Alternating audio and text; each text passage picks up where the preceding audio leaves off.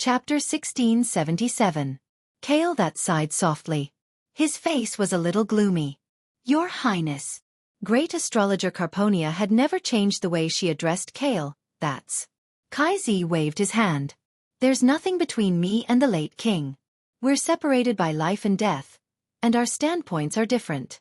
There's nothing to talk about. The words late king made Kale that stand clear. No one in the Kirin Tor parliament would say anything. Carponia bowed her head and retreated. Kale, that's also did not think that the Scourge army would defend the City of Calamity. First of all, the Scourge army would never treat any member of the army as an indispensable existence, except for the Lich King himself. The Lich King, who had no compassion, would only treat soldiers as expendable. The meaning of their existence was to kill the living and bring more Scourge soldiers. Secondly, it was the geographical location. If the Alliance was a traditional army, then the City of Calamity, which stood on a high mountain, would indeed be an important fulcrum. However, when the Alliance had a powerful air force and broke through the storm protection around the entire Ice-Crown Glacier, the City of Calamity would just be a slightly more dangerous castle. Moreover, the City of Calamity was too far away from the Ice-Crown Fortress. At the very least, they were separated by the Door of Death, Mordressa, and the evil castle, Marikaris. With the Ice-Crown Glacier being attacked from all sides, only Marikaris, which was in a triangular position with the Ice-Crown Fortress, should be heavily guarded by the Scourge army. In other words, the City of Calamity was destined to be abandoned. The only difference was how many soldiers it could replace in the Alliance. Confirm the status of the magic network. Prepare to charge the elements. Other than the main cannon, charge all mage towers. Listen to my command. Kale, that sat on the throne and gave a series of orders to the Dalajan. Soon, above the floating Dalajan, which was gradually approaching the City of Calamity, every mage tower lit up. The colorful elements made these mage towers of different heights look like they were celebrating a festival, filled with neon lights. Looking at the energy infusion meter of the dozens of mage towers in front of them, when all the columns showed more than 90%, Kale, that's waved his raised right hand. Fire! Carbonia's crisp voice was transmitted to the masters of each mage tower through magic. In the next second, the dazzling elements around the mage tower were rapidly compressed by the large magic array solidified by the mage tower itself. They turned into beams of bright light that easily crossed the 3,000 meters distance and blasted into the huge tornado that was spinning around the City of Calamity. The nature of the ice tornado was a combination of the ice and wind elements. When there were enough other elements to destroy the elemental laws and stable state here, the form of magic would also collapse. In the eyes of all the allied army soldiers, the originally slender ice tornado became thick and fat, like a Coke bottle becoming a Coke can, and then a twisted Coke can. Kale that's watched everything quietly with his sharp gaze. In his eyes that were filled with elements, he saw another mirror image. It was a diagram of the turbulent flow of elements. What mortals saw were fireworks, but as a Breaking Dawn archmage who had a high chance of becoming a demigod, what he saw was the balance of the elements. When the continuous magic cannon bombardment reached 36 seconds, Kale, that spat out a word. Stop! Seeing her master nod slightly, Carbonia gave the order. Begin the second stage. The so-called second stage seemed to be worthless. Because it was using the Dalajan anti-gravity system to suck up tens of thousands of tons of sand and stones, and then using something similar to a wind cannon, it shot the sand and stones at the City of Calamity. Of course, these so-called wind cannons were all magically driven. At first, the huge tornado could still continue to spin at high speed with the sand and stones it sucked in. As it spun, even the ordinary soldiers could tell that this tornado could not be used anymore. It became slower and more condensed. In less than a minute, the tornado that had been circling around the City of Calamity, as if it would never stop, finally came to an end. Without the sharp whistling sound, without the terrifying barrier that could easily blow away tanks, the City of Calamity was nothing more than a dish. Ha ha ha. Good job. On the snowy hillside in the north, the orcs led by Dranos raised their weapons and shouted wildly. In the west and south, the densely packed Forsaken warriors remained silent. The Sun King looked into the distance and suddenly found that the east side of the City of Calamity was covered in flying snow. Oh, the Alliance is still here. As long as one had telescopic magic or binoculars, it was not difficult to see the light tanks with the Alliance insignia through the flying snow. Perhaps it was because the mountain roads were narrow, and heavy tanks could not move easily. The light tanks that came were all less than 20 tons. This was not important. The insignia and flags of the tank troops were telling the tribe that this was the tank troops directly under Bu Lang Bronzebeard. Humph. I said they wouldn't come, but they still came. Dranos curled his lips, and then saw a signal flare rising above the Forsaken army. Attack. Hey! When the Alliance's tanks charge first, we'll follow. The Alliance obviously came in a hurry, and they did not even bring infantry. In the past, the Alliance always liked to coordinate operations with multiple units. Perhaps it was because there were already Orc and Forsaken infantry at the scene, and there was a Dalajan overhead to cover them. This time, they directly drove the tank troops over. Boom! The familiar sound of cannons was still so deafening. It was a pity that they were all light tanks, and the largest barrel diameter was no more than 60 millimeters. They did not even have the latest 88 millimeters cannon, which felt like their firepower was a little lacking. As soon as the battle began, Dranos found that it did not matter. The Calamity army was famous for destroying without building. This city of Calamity had not been properly managed. The origin of the city of Calamity could no longer be investigated.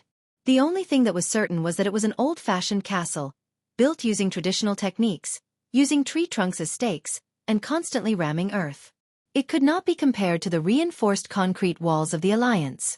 Originally, the extremely cold climate of Northrend had covered every brick on this castle with a thick layer of ice, which was a very good defensive bonus. Unfortunately, the continuous bombardment of the Dalajan, especially the fire elemental attacks, had melted a lot of the ice on the wall. There was no need for armor-piercing shells, just high-explosive shells could blast a big hole in the wall. A volley of cannons, concentrated at the foot of the wall, directly blasted a big hole. The city wall's own weight easily crushed the city wall itself. In just a few blinks of an eye, more than 10 huge gaps at least 10 meters wide had appeared on the city wall. That's enough. Let's go. Chapter 1678. After working with the Alliance for a long time, little Salyafar had also developed the ability to coordinate artillery, mechanized armor, and scattered soldiers. Seeing that the Alliance's tanks were the first to charge forward with their tanks, the beast men did not fall behind. They ran at full speed, perfectly matching the rhythm of the attack, and broke into the city from the east. In the south of the city, because the Dalajan had spat out a large amount of sand and gravel, the tornado wall could not carry any more sand and gravel away. Most of the sand and gravel fell to the west and south. This formed a natural siege slope. There was no need for siege ladders or anything like that. The Forsaken could just rush up the slope and reach the city wall. For eternal death. Anastrian pointed with his finger, and the Forsaken under his command immediately began to charge, as if they were going to break the river with a flick of their whip. The process of taking over the city of Calamity was a little boring. Just as the Sun King had predicted, the Undying inside were not the main force. Although there were many of them, most of them were low-level undead such as skeleton soldiers and zombies. Not to mention the Liches and Death Knights that were the core of the Calamity army. Even high-level banshees and abominations were rarely seen. Delano split a large skeletal warrior in half with his axe, then stomped on it with his thick metal boots. The skull of the skeletal warrior disintegrated into a pile of white debris on the spot. Just like Father said, the Doomsday army is likely to give up on the Calamity City, huh? However, the resistance in the City of Calamity was still quite fierce. There were no high-level undead soldiers, but almost every building in the city that was slightly taller had been modified into a spirit tower. These defensive magic buildings that were full of the cursing sex style were quite annoying. Above the spirit tower was a spirit crystal that was suspended in the air. As long as it was a disciple of the lowest level of the cursing sect, they would be able to control this soul crystal to attack any living beings within a 200-meter radius. This kind of attack on the soul level could not be defended by conventional means. The power of vengeful spirits could easily penetrate any armor in the world and directly hit one's soul. Many of the places where the spirit towers were set up were quite dangerous, and most of them were surrounded by multiple buildings. From afar, one could not even see them, much less use artillery fire. Without the Alliance's paladins, the Horde could only rely on human lives to fill the gap. Using the charging soldiers to draw away the Spectre Tower's firepower, and relying on the Spectre Tower's low attack frequency, they immediately called for the Alliance's tanks to charge over and fire at close range, forcibly destroying the Spectre Tower. Watching his compatriots fall one by one, Delano felt as though his flesh was being cut off. The only fortunate thing was that this was not the end for the orc warriors. Before the war, Thrall had reached an agreement with Anastrian. If the orcs died on the battlefield, Thrall would allow the Forsaken to resurrect them and let them continue to fight as warriors of the Horde. However, they would be included in the ranks of the Forsaken. In a war, soldiers were expendable. If the same life could be used up twice, then, at the very least, it could reduce the casualties of the living. This was a type of bitterness, a type of helplessness. 3 hours later, just as the Allied forces were about to completely occupy the City of Calamity, news of the appearance of Arthas and Malygos suddenly came from the west and northwest. In the command post of Naxxramas, Magni yelled, "Direct attack." Hoo hoo hoo hoo, the wind was howling, accompanied by a terrifying white beam that traversed the sky. Naxxramas, the flying fortress, shook violently. That was not a terrifying impact that could shake the earth and mountains. If it was a simple energy cannon attack, it might not have been so terrifying. What was truly terrifying was that this was a rare dual elemental attack. The deep and evil shadow element and the bone-chilling ice element. Although these two types of energy did not conflict with each other, but they were not related, they were perfectly blended together to form an unparalleled and terrifying attack. At this time, Jaina was in charge of the fortress's magic defense. As one of the Alliance's 3 existing magic powerhouses, Jaina's strength could not be said to be weak. The moment the magic mirror captured Arthas's figure, Jaina turned on the fortress's magic shield to the maximum. Naxxramas was no longer the fortress it had been under the control of the Calamity Army. After falling into the hands of the Alliance, it had been expanded, reinforced, and strengthened many times. The latest strengthening was after Xueqi became a demigod, and a new layer of magic protection array was added to the surface of Naxxramas. Originally, after Xueqi obtained the Titan rune magic inheritance from Malygos, he had planned to strengthen it again. Unfortunately, due to time constraints, he did not have the time to do this. Even so, Naxxramas's magic protection ability was still quite terrifying. Even such a Naxxramas could not withstand this attack. Using the energy of thousands of wronged souls, Frostmourn's fury was ignited. This well-prepared attack easily pierced through Naxxramas's shield. Jaina did not even have time to use the elements of the magic net before the 3 layers of shield collapsed in front of her. With a terrifying roar, the east side of the fortress at a 45-degree angle with the ground, an area the size of 3 football fields, was penetrated. It entered from below and exited from above. If it wasn't for Magni controlling the fortress to the side at the last moment, it might have hit the command post directly. Contact was instantly lost in the 5 districts. There were more than 1,000 Alliance soldiers there. This was not all of the casualties. As the terrifying soul power spread, with the penetrated area as the center, at least 4,000 people in the 32 large spaces around it fell silently. They were all directly hit by the soul attack, and the souls in their bodies were directly annihilated. They died just like that. They did not even have the chance to become immortals before they became corpses. This was not the end. In the further areas, countless soldiers suffered a mental shock equivalent to a banshee's wail. The degree of damage depended on how far away they were from the damaged area and how strong their souls were. It was no exaggeration to say that this attack alone caused at least 30,000 casualties in Naxxramas. 1/3 of the entire fortress functions were paralyzed. The damage caused by the dual attributes of frost and shadow wasn't over yet. With the breach in the fortress as the center, extreme cold was spreading rapidly. A huge ice lump was forming. It was as if it had a life of its own, sucking in frost elements from all directions.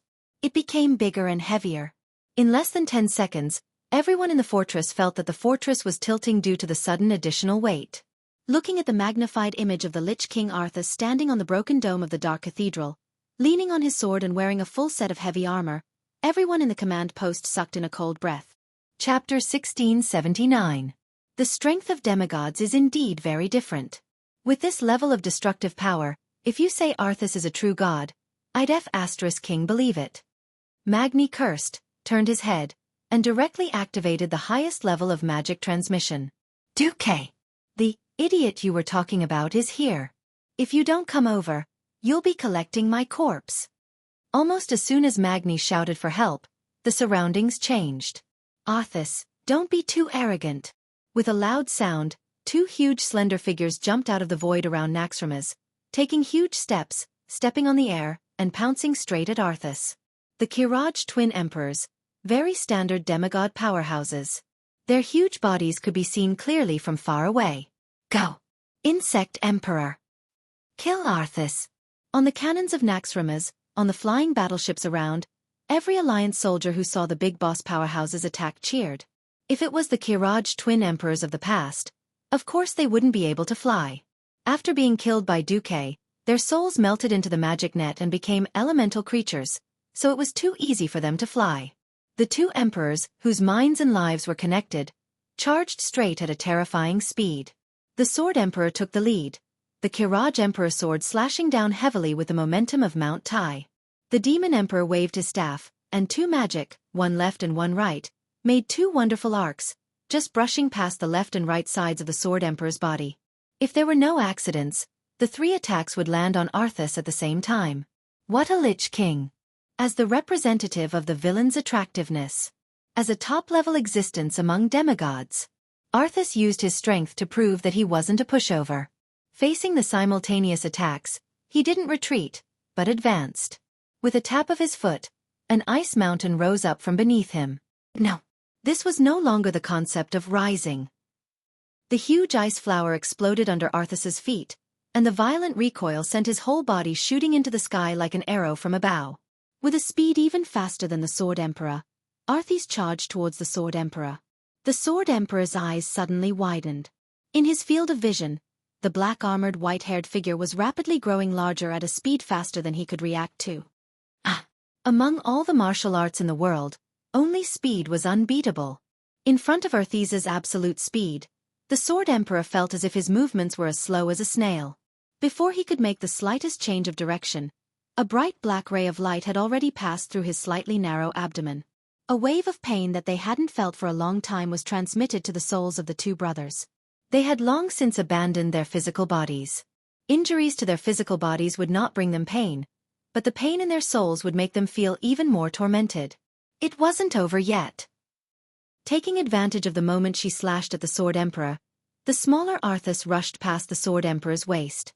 She tapped the back of the Sword Emperor's waist with the tip of her foot, and her entire body accelerated once again. It was as if she had turned into a black cannonball, heading straight for the Demon Emperor. Humph! Come! The Nephilim King unleashed a large flame blast. The condensed high-purity fire elemental ball exploded like a small blooming sun. Arthas didn't dodge. Her entire body was surrounded by an extremely cold aura. She completely broke through the surface with a single point. She gathered the frost elemental around her and rushed over in one breath. This scene could be described in one sentence. Veclor wanted to kill Second Fool with an egg. Second Fool didn't want to talk to Veclor, so he used a stone to burst Veclor's egg. The Lich King's high strength and mystery easily destroyed the Demon Emperor's low concentration of elemental energy. Facing the aggressive Arthas, the Demon Emperor still wanted to rely on his physical immunity to take a blow from Frostmourne. Arthas seemed to have seen through the Demon Emperor's thoughts. He didn't even use his sword and directly stretched out his empty left hand. The seemingly small palm suddenly pressed on the Demon Emperor's forehead. From under the Lich King's heavy black full-cover helmet, only these two words popped out: Ice Seal. Just for a moment. The Qiraj twin emperors, whose strength had undoubtedly stepped into the demigod realm, burst out a ball of light representing annihilation at the same time. It was like the last second of a candle's candlelight. After bursting out, there was no more sound, and it completely dissipated in mid-air. The Alliance soldiers who witnessed this scene were all stunned. No one thought that the two demigods belonging to the Alliance would be so easily knocked down in 2 moves. The ferocity of the Lich King was deeply imprinted in their minds at this moment. Is Arthas really that strong? In the next second, the fear of the Alliance soldiers was immediately calmed. It was very simple, because a powerful existence riding a black dragon appeared in the sky above Naxxramas. He was, of course, the supreme commander of the Alliance, Duke Marcus, and his mount, the Earth Guardian Dragon Onyxia. Ha! Arthas, you really surprised me. How dare you run out of your white turtle shell? Xueqi looked down at Arthas condescendingly, and his contemptuous voice spread throughout the airspace through the elemental vibration of the magic net. Every Alliance soldier couldn't help but let out the loudest cheers after hearing Xueqi's voice. Long live the Alliance! Long live His Excellency Duke Marcus! Our commander is the strongest.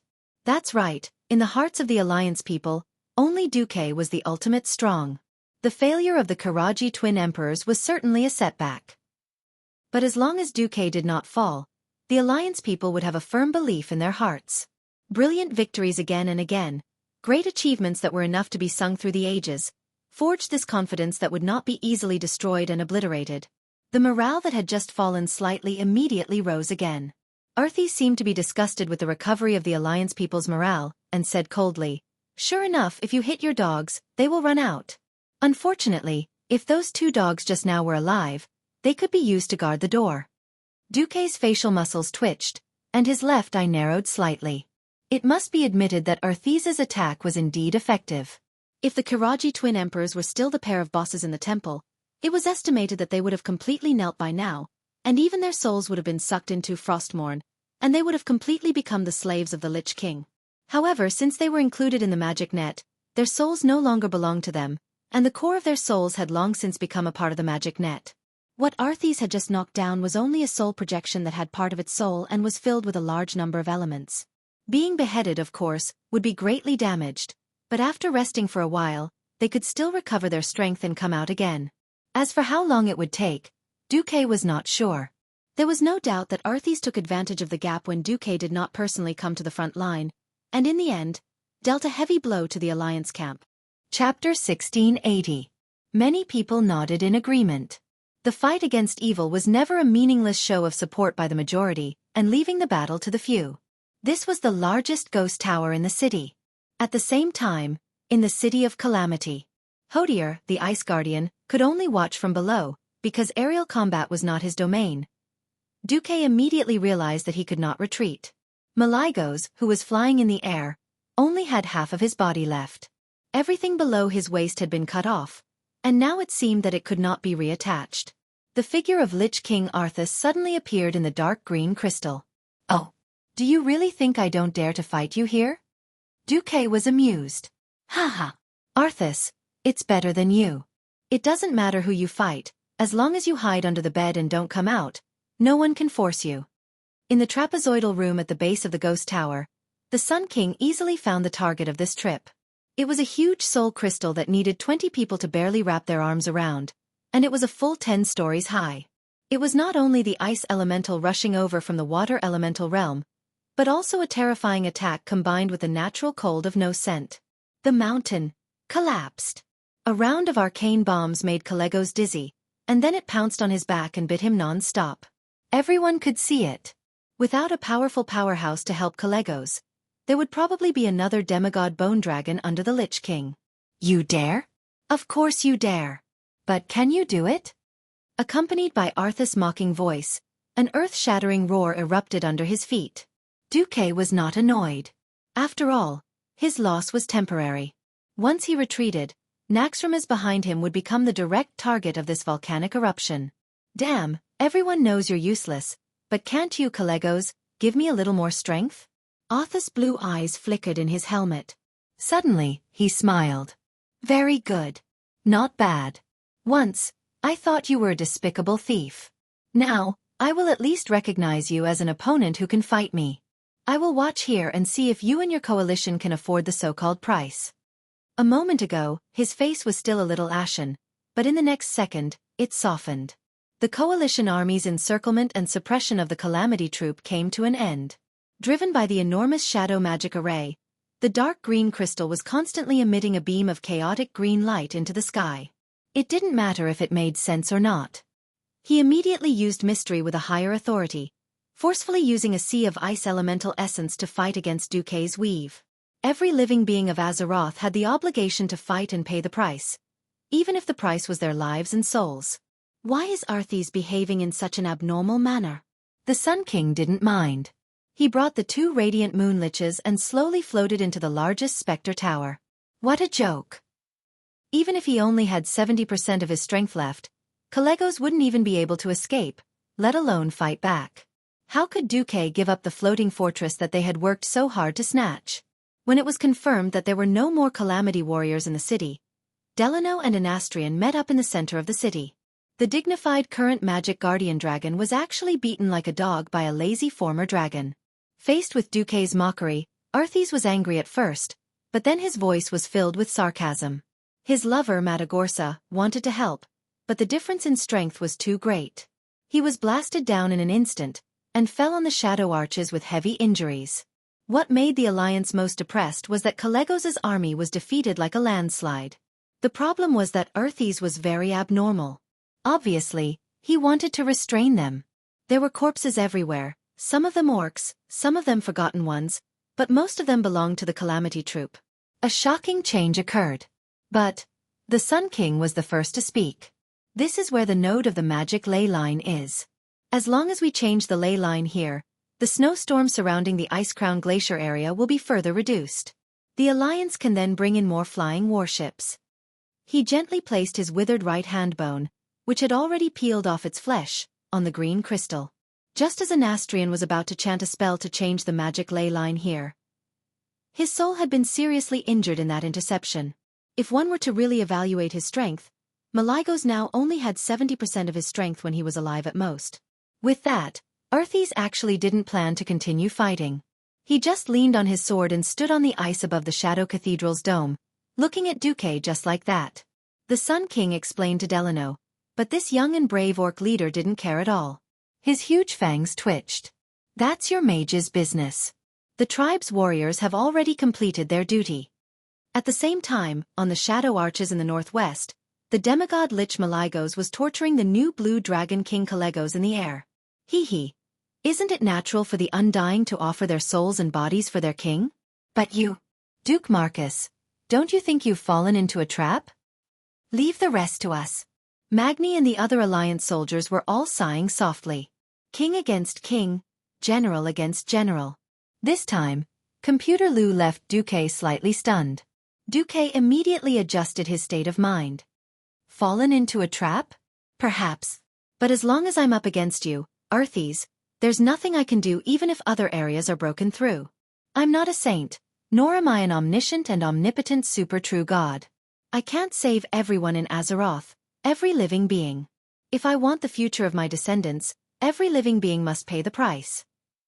The white mountain peak split apart with a loud bang, and then tens of thousands of tons of snowflakes splattered out from the snowy peak under Arthas' feet. He was so sudden and so close that even someone as powerful as Anastrian was caught off guard. You! Xueqi's words made the Alliance soldiers who heard this fall into deep thought. Having lost 2 legs and a large tail, Malygos' close combat abilities were reduced by more than half.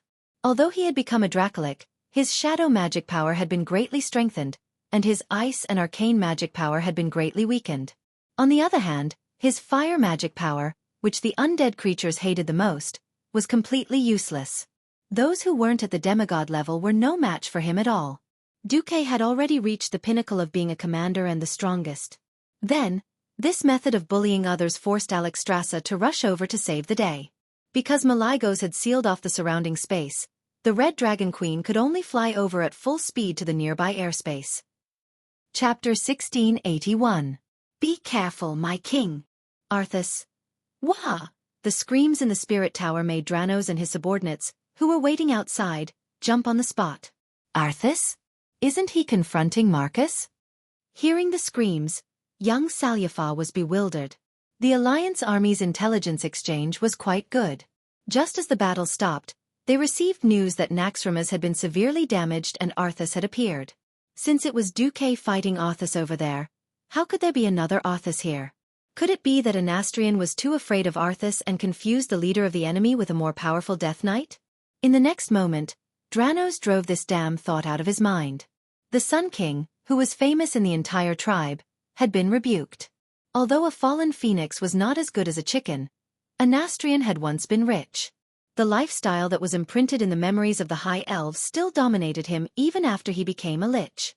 Even if he didn't say it, everyone knew that he looked down on the tribe's uncouth chiefs. For example, even though he was already a skeleton, every time he sat down, he would use magical elements to drive away the dust on his seat. If he could, the Sun King would never allow himself to be so embarrassed. At this moment, the Sun King was like a pitiful worm that had been hit by a rampaging rhinoceros. The surging and irresistible impact directly caused his back to smash through the walls of the spirit tower that had been strengthened by magic runes. Seeing the fragments of the tower wall that contained dark magic explode like petals blown away in a storm, one could imagine how terrifying the attack that the Sun King had endured was. If he was a living person, perhaps his entire internal organs would have been completely shattered by this blow. Fortunately, he was a lich. However, it was also because he was a lich that he could counterattack in ways that ordinary people could not. Although his chest had been pierced by Arthas' left hand, he could still maintain his spellcasting state. An instant cast, Flame Blast, exploded at the position of Arthas' helmet at absolute zero distance. Boom! The mushroom that soared into the sky was clearly visible through the towering city walls. Kale, who was about to rest, looked at the sudden explosion in the city in shock. He suddenly stood up and no longer cared about his elegance. He shouted at the top of his lungs, "It's Arthas. Another Arthas? How is this possible?" News of the engagement with Arthas was transmitted from both the east and west ends of the Icecrown Glacier at the same time, causing the entire communication network of the Allied forces to be thrown into disarray. To Arthas? When did he have a brother? At the same time, the image that was broadcasted on the magic mirror was also incomprehensible. In the west, a certain Arthas was summoning ice elemental powers that could shatter the heavens and shatter the earth, and was engaged in a fierce battle with the demigod Xueqi. In the east, the mighty Breaking Dawn expert Anastrian had been captured. The Sun King's flame blast was extremely powerful. One could see that the surroundings of the gigantic Netherworld Tower were already beginning to melt. It was easy to destroy the Netherworld Tower with a cannonball, but it was extremely difficult to melt all the fragments into liquid. From this, it could be seen that Anastrian had not held back at all. But, the Breaking Dawn rank flame blast, which was already terrifying in the eyes of mortals, had not been able to penetrate the ice elemental shield wrapped around the Lich King's black armor. The mysteriousness of a low rank had vanished in front of the mysteriousness of a higher rank. No! With a blood-curdling scream, the Lich King's hand that had pierced through the Sun King's craggy chest turned into a palm. Arthas exerted some force, as if she was holding on to something. Only professionals of a certain level could see that it was a semi-illusory, beating heart. That was Anastrian's heart, and also the core of his soul. Arthas abruptly retracted his arm and pulled out the translucent heart, which instantly turned into a ball of liquid that flickered with a blue radiance. With a slap, a palm stained with the blue liquid was imprinted on the right side of the Sun King's skull. Arthas's thick and murderous voice echoed throughout the entire city of Calamity. "Pledge your loyalty to the great Lich King." Out of the expectations of every tribe, the Sun King, who had never bowed to anyone and would only bow slightly in front of the great chief, actually knelt on one knee before Arthas and shouted, "For you, His Majesty, the Supreme Lich King." A king kneeling to a king. This meant. Unable to hold back the rage in his heart, Dranos, who had recovered from his shock, roared, "Perish! Arthas." He immediately unleashed a full-force leap slash. Letting the body soar into the air without any leverage was actually a rather foolish way of fighting. But when the leap slash was infused with the power of the warrior's spiritual condensation, fury, an ordinary leap slash became a terrifying attack that could split the heavens and the earth. A deafening howl. An extremely ferocious face. An angry mouth filled with fangs that symbolized brutality. If it were any other opponent, they might have been intimidated by his frightening aura. Unfortunately, he was Arthas, the strongest Death Knight in the world. The attack that was extremely terrifying in the eyes of others was just a huge piece of meat sent to the blade of Arthas's sword. With his left hand still pressed against the Sun King's skeletal face, Arthas's right body made a striding motion. With just a glance, a death's grasp, that Dranos could not match was unleashed. A giant illusory hand that could not be seen by the naked eye suddenly appeared in the void, grabbing the enraged orc and pressing his chest onto the blade of Frostmourne. "Ah no, can." Delano's round eyes bulged out due to the impending death. His eyes were bloodshot. Even at the moment of his death, he couldn't understand what had just happened. How did he lose his balance and control of his body? How did he die? Young Salyafar did not have time to find the answer. An extremely cold and terrifying suction force came from the runic greatsword that pierced through his chest, instantly freezing his body that was not cold yet, and pulling his burning soul into an extremely cold soul hell. "No!" Amidst the cries of disbelief, the entire tribe exploded. Was this scene real or fake? It was just one move. Two powerful tribe leaders, one dead and the other surrendered? How terrifying was the Lich King Arthas? Chapter 1682. In war, information was important, but real-time information was even more important. 25 years ago, orders had to be passed on by foot. If it wasn't horses, then it was griffins. That outdated method of sending orders on the battlefield had long been swept aside by the Allied army. After using the magic communication network, who would want to send orders without a reply after a long time?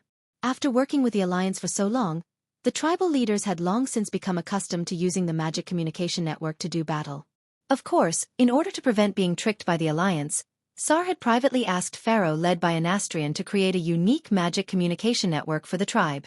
When working with the Alliance, they naturally used the alliances. After all, with a demigod like Xueqi, the communication was definitely fast and good. In addition to the telephone-like magic communication that couldn't see faces, Xueqi also had the Alliance add a multi-screen real-time video broadcast. Although it was said that he had learned it from the Pantheon and the Burning Legion's void battleships, it was actually all his transmigrated knowledge. Whenever the Allied army fought a battle of 1,000 people, at least 3 sky mages would be sent to observe the battlefield. These pharaohs didn't do anything but control the mages' eyes to transmit the images they saw through the magic network and finally to the Allied army's headquarters. The headquarters also had a rather modern feel to it. Divided into categories, each small battlefield would have more than 3 girls with good eyesight. They were both inspectors and messengers. Behind these girls were commanders of all levels. In the sloping command post, orders were directly passed down from the highest level to the battlefield commanders. It was precisely because of such a modern command system that everyone quickly learned of the shocking fact that one of the tribe's leaders had died and the other had surrendered. No! Varrock Salyafar, who was rushing over with his troops, was furious. He had seen his son's death in the magic mirror. Impossible. Sar, who was far away in the Kalimdor continent's Orgrimmar, was extremely shocked. He couldn't accept the fact that the tribe had suddenly lost the leader of one of its main races. There were now 5 major races in the tribe, and each one had an indispensable role. The most numerous beast men were undoubtedly the cornerstone of the tribe. Whether it was warriors or warlocks, the beast men were the most numerous. Taurens were kind and brave, and were the strongest race for assault. However, there were too few Taurens to be the main combat force. The trolls provided the best long-range attacks for the horde, and the trolls' javelins were indispensable. Although gnomes had all kinds of problems, they controlled the tribe's economy and technological development. The Forsaken. Although Anastrian had never been very respectful to Thrall, the Forsaken had given the horde soldiers a way to be reborn a second time. Not only that, almost all the mages in the tribe were forgotten ones. Mages not only provided sharp long-range attacks, but the importance of these forgotten ones who had been transformed from humans and elves had long surpassed the class itself in the current era where communication on the battlefield was becoming more and more important. Without the support of the Alliance and Anastrian's small-scale magical communication network, the horde would revert back to the primitive times of yelling orders. Sal suddenly stood up. He didn't even know when the armrest of the chief's throne had been crushed by him. Looking at the mysterious palm print on the Sun King's face in the magic mirror, Sal knew that Anastrian was definitely not surrendering on his own, at least not in such a humiliating way. This powerful Lich, who had once broken free from the Lich King's restraint, had most likely had his will destroyed by the Lich King in direct spiritual contact, and then he had knelt down. The defeat and death of the 2 leaders had already made Sal extremely worried. What was even more painful was yet to come. On the city wall, the catapults that were previously in position were specially helping the Forsaken army to bombard the ghost towers in the city. But now, fire! Standing beside the catapults was Master Pharmacist Putray of the Royal Pharmacist Association of the New Undercity. Under his command, all the catapults suddenly made a crisp sound. Huge metal barrels were directly thrown into the City of Calamity while the Horde army was at a loss. Ah! Aren't those our catapults? Damn it! What is this? Most of the Forsaken and Orc warriors still didn't know that their leaders had knelt down. They were only horrified to see that their catapults had thrown something at them. The large metal barrels smashed into the city. Destroying buildings and crushing people to death was a small matter. What was terrifying was what spread after the metal barrels exploded.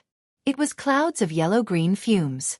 As long as they breathed in a little or touched it, be it the lively orcs or the forgotten ones who were supposed to be dead and unable to breathe, all of them let out a blood-curdling scream, subconsciously clutching their throats and collapsing. At most, they would convulse for about 10 seconds before they stopped moving. Traitor! Sal was so angry that his lungs were about to explode. Even though he was the most restrained orc in the world, he couldn't control his emotions at this moment. It was obvious that the Forsaken had betrayed them. He had used some kind of new plague to shamelessly betray his compatriots and companions. The Alliance command was already in a mess. What happened? City of Calamity 1. Please report. 2-2. If there's danger, retreat immediately. Just keep the magic in the magic net. But it wouldn't be so easy to leave once they came. In the blink of an eye, a terrifying chill burst forth from Arthas, who had killed young Salyafar with a single sword strike. Where the City of Calamity had originally been, a new ice wall immediately rose from the ground, trapping all the Alliance soldiers who were trying to escape. They couldn't run, and they couldn't hold up. They had to close the door and beat the dogs. The Horde soldiers fell in droves, but after a while, they stood up again as soldiers of the Calamity army. This scene drove Sal crazy. Soon, the scene was cut off. Since the Lich King had descended, that terrifying elemental exclusion made it impossible for any magic to be used. Looking at the dark row of magic mirrors, Sal suddenly lost all his strength. He slumped into the great chief's seat, his eyes unfocused. Tens of thousands of troops had been wiped out in an instant. Not to mention the Horde with insufficient troops, even the large alliance could not bear it. Although there were 2 million new orcs in the Horde, not all of them could be warriors. Excluding the relatively weak laborers, women and children, there were only 500,000 or 600,000 young men who could fight. Previously in the North Wind Tundra, the Warsong tribe had been ruthlessly beaten up by Maligos. They had lost 100,000 people in one winter, and now it was equivalent to wiping out the entire Forsaken race, plus young Salyafar's Blackstone elites. The Horde was already badly hurt. Chapter 1683. What Thrall could not accept the most was the death of little Salyafar. Among the next generation of beast men, Thrall had the highest hopes for him. He had the bravery of the traditional beast men, the spirit of unity, and a good sense of the big picture. Thrall had even thought of passing the position of Great Chief to Dranos. But now it was all over. This was what the Calamity army feared the most. Once there was a large-scale annihilation, the dead soldiers would immediately become the enemy's helpers. An epic hero, Dranos, and a breaking dawn Great Lich. It was unknown if Arthas would strengthen their combat power. With one addition and one reduction, the difficulty of attacking the Ice-Crowned fortress skyrocketed. The scene was interrupted, but it did not mean that the battle in the Calamity City was over. Oh! Under the thick armor, Arthas was a little surprised. He realized that while all the Horde infantrymen had fallen, the tanks belonging to the Alliance were still firing continuously. They were rapidly blasting the Horde soldiers who had turned into Calamity warriors into pieces. The tracks of the light tanks mercilessly crushed these fellows who had been allies not long ago. How dare you? Arthas was a little angry. He raised his hand, and a tank not far from him was grabbed by a pair of large hands made of ice that grew out of the ground. One hand grabbed the chassis of the tank, and the other hand tore open the top cover of the turret as if it was a thin piece of paper, revealing the driver inside. There was no fear, no anger, not even any emotion. The driver directly pulled out the large musket that he carried with him and fired at Arthas. Bang! Bang! Bang! Arthas's movements stopped. He felt a little shocked and angry. Of course, these laughable low-energy bullets could not cause any damage to the Great Lich King. There was another reason for his shock and anger. The ones shooting at him were not living people at all. They were mechanical gnomes from Order that Mimiron viewed as expendable. These low to moderate level of intelligence faithfully carried out Mimiron's orders and attacked all enemies of the Calamity army until they were destroyed. Humph! Arthas did not want to see this laughable robot ever again. Even if it existed in this world for one more second, it was a mockery to him, the Lich King. 100 miles away, Arthas, who had been confronting Duque at the same time, spoke up. Duke Marcus. You knew that I would set up an ambush in the Disaster City? Duque's expression didn't look too good in the face of the stern Arthas either. He didn't want to respond at all. The weave was his, and in this place where the elements were surging, no live footage could be leaked without his permission. Only the people of Naxxramas could see this. Duque was also unhappy. That's right, he tricked the two idiots. The incident in the City of Calamity this time was like a modified version of the incident with the Gate of Heaven's Wrath. Xueqi, who was familiar with the original history and knew that Master Apothecary Putris would betray the Alliance, naturally wouldn't continue sending the Alliance's soldiers to their deaths. He had Mimirin's mechanical gnome sit on the Alliance's tank just to put on a good show with a certain someone. In the original history, it was Putray and the Dreadlord Verimithas who had betrayed them, and the Allied army had no choice but to send an army to Gloom City to quell the rebellion. This bought a lot of time for Earthies. If Xueqi was a tribal chief, of course he would expose Putray as soon as he got the evidence, minimizing the damage that could be done to the tribe. Xueqi was the Alliance's commander, and this identity meant that Xueqi would only do things from the Alliance's point of view.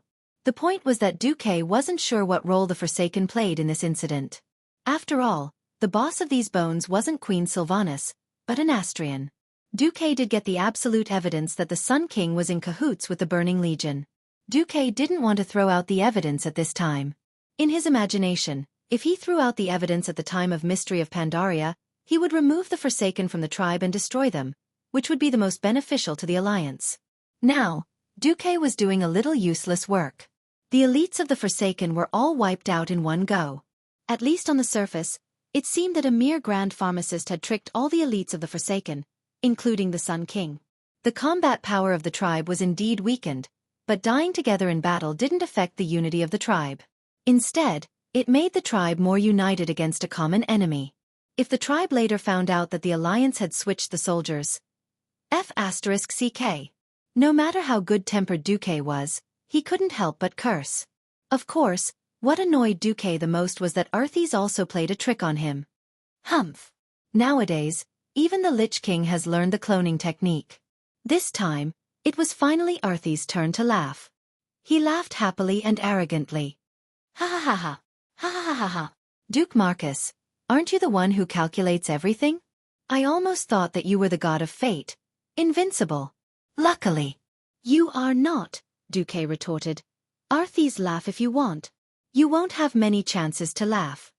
In the sky, the elemental tides that belonged to different demigods were still colliding in midair, making continuous explosions.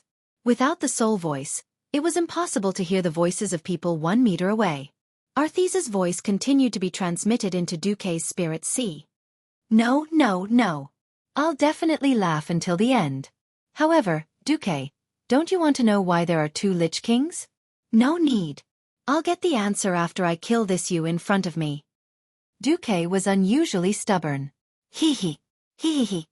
Obviously, Dumbo laughed happily. Then, he seemed to sigh and murmured to himself, forget it. I wanted to let you keep guessing. However, this body seems to have reached its limit. With that, Earthies began to unravel the mystery on her own. He took off his head. He did not take off the black helmet that exuded a murderous aura. Instead, he took off the helmet along with his head. Just like how a knight in military uniform would place his helmet under his armpit, he clamped his head between his legs. Damn! Xueqi could not help but curse. A dignified Lich King has become a headless knight? Of course, Xueqi knew that all the Undying had the talent, split. Each of them was like Bucky the Clown in the One Piece manga. They would not die even if they were split into pieces. However, Xueqi knew that Zul valued Earthies not only because of Dumbo's soul, but also because of Dumbo's strong body. In this life, Xueqi had tricked Earthies again and again. He had broken his arm and cut his waist. The indomitable Earthies also reattached her body over and over again. Earthies' body had long been refined into a demigod's body on the ice-sealing throne. Without his head, how could he bear it? 3 seconds later, the mystery was revealed. The arm wrapped in the gauntlet took out a crystal skull from the helmet. Chapter 1684. At this moment, the expressions on the faces of all those who witnessed this scene froze. Probably everyone had the same thought in their minds. Holy shit! How could this happen? Others might not know what this ice crystal skull was. Xueqi must know. In order to punish Nazul for being half-hearted and running away, Killed Jaden played hardcore SM games with Nazul. When Nazul's body was completely destroyed, his bones turned to ashes, and he could no longer repair his cultivation. Nazul's soul was stuffed into this ice crystal skeleton. This was a cruel punishment that just thinking about it made people feel horrible. Without a body, the soul also lost its freedom. It was bound in an ice skull, suffering day and night like a frozen hell of soul torture. This was the terrifying side of the ice skull. On the other hand, it was undeniable that this thing was also the most powerful soul power amplifier. With it, Nezul's soul could control his undead subordinates from a super long distance. He could easily cross space and extend his soul touch thousands of miles away. Under the effect of the strengthened spiritual power, Nezul could also perform super long distance casting that mortals dared not imagine. Xueqi never thought that in order to trick him, Arthas would force a part of his soul into this crystal skull that his other half, Nezul, refused to enter even if he was beaten to death. Sure enough, ambitious people were ruthless to others, but even more ruthless to themselves. Using a part of the Lich King's soul to control the crystal skull, he used the soul energy stored under the ice throne to directly shoot at Naxxramas, and then shot at Xueqi. As long as no one fought him in close combat, who would find out that this Lich King, who seemed to be so powerful, was actually a fake? As for Arthas's own body, he secretly ran to the city of Calamity to cause trouble. With such a diversion, it could be said that Xueqi's loss was not undeserved. Both sides had stopped fighting at the same time. Violent elemental turbulence was left in the surroundings, and under the impact of the weave's mana, the ice elementals were like thousands of silver snakes twisting in a frenzy. Looking at each other from afar, the ice-crowned glacier was still as cold as ever, causing Duke's cloak to flutter. Xueqi suddenly interjected, "Earthies, you could have used this technique on a much larger scale. Who knows, he might be able to scam me even more ruthlessly. Is it worth it for you to catch an Anastrian and a Dranos?" "Worth it." Arthas's image was projected on the crystal helmet, and there was a hint of laughter in her voice. "A mere leader of the Forgotten Ones isn't worth my effort. I'm doing this for you." Duke Marcus. "Me?" Xueqi was a little surprised. "Yes. I have to admit, you are too scary. It's so terrifying that even though I've become a Lich King, I can still feel suffocated. No, it's an oppressive feeling that my soul could be annihilated at any moment." He was a little surprised that Arthas would actually admit to her cowardice. "Ha!" A playful expression appeared on Xueqi's face. "I grew up listening to legends about you. Ever since I took charge, I've never won against you. Even after embarking on the path of a death knight, I've never won against you. You stole my lover. You took away the victory that belonged to me. Over and over again. Over and over again. Almost every step I took was predicted by you. Then, you gave me an incomparably painful blow." Speaking up to this point, the projection of Arthas touched her shoulders, and then touched her waist, where Xueqi had once broken them. "When I fused with Nezul to become a true Lich King, I not only gained power, but also an even more despairing experience of failure. It wasn't until that moment that he and I realized that you had already become a nightmare for both of us. You're simply the most hateful and terrifying nightmare. Your existence itself is the biggest obstacle to our hegemony." Xueqi's face was filled with the word, embarrassment. The second fool continued to vent his emotions. "In these 20 years, we've never won against you even once. Fighting against you is simply fighting against fate itself. We're not satisfied. So even if it's a small victory, I have to win against you. Duke Marcus." Hearing this, Xueqi only wanted to reply to the second fool. "Motherf * King retard." Xueqi completely understood that these two poor fellows had already been abused like dogs by him, and had a serious psychological shadow. He didn't know if shivering plus shivering would become the square of shivering. In any case, for this kind of big villain, Xueqi didn't care if they died. Oh no, they were already dead. Then let them eat *T. Perhaps this was the general trend. The original Lich King Arthas in history was so domineering. Because of this, Xueqi had long planned to abuse him more and more fiercely over the years. Well, this could be counted as a big explosion of accumulation.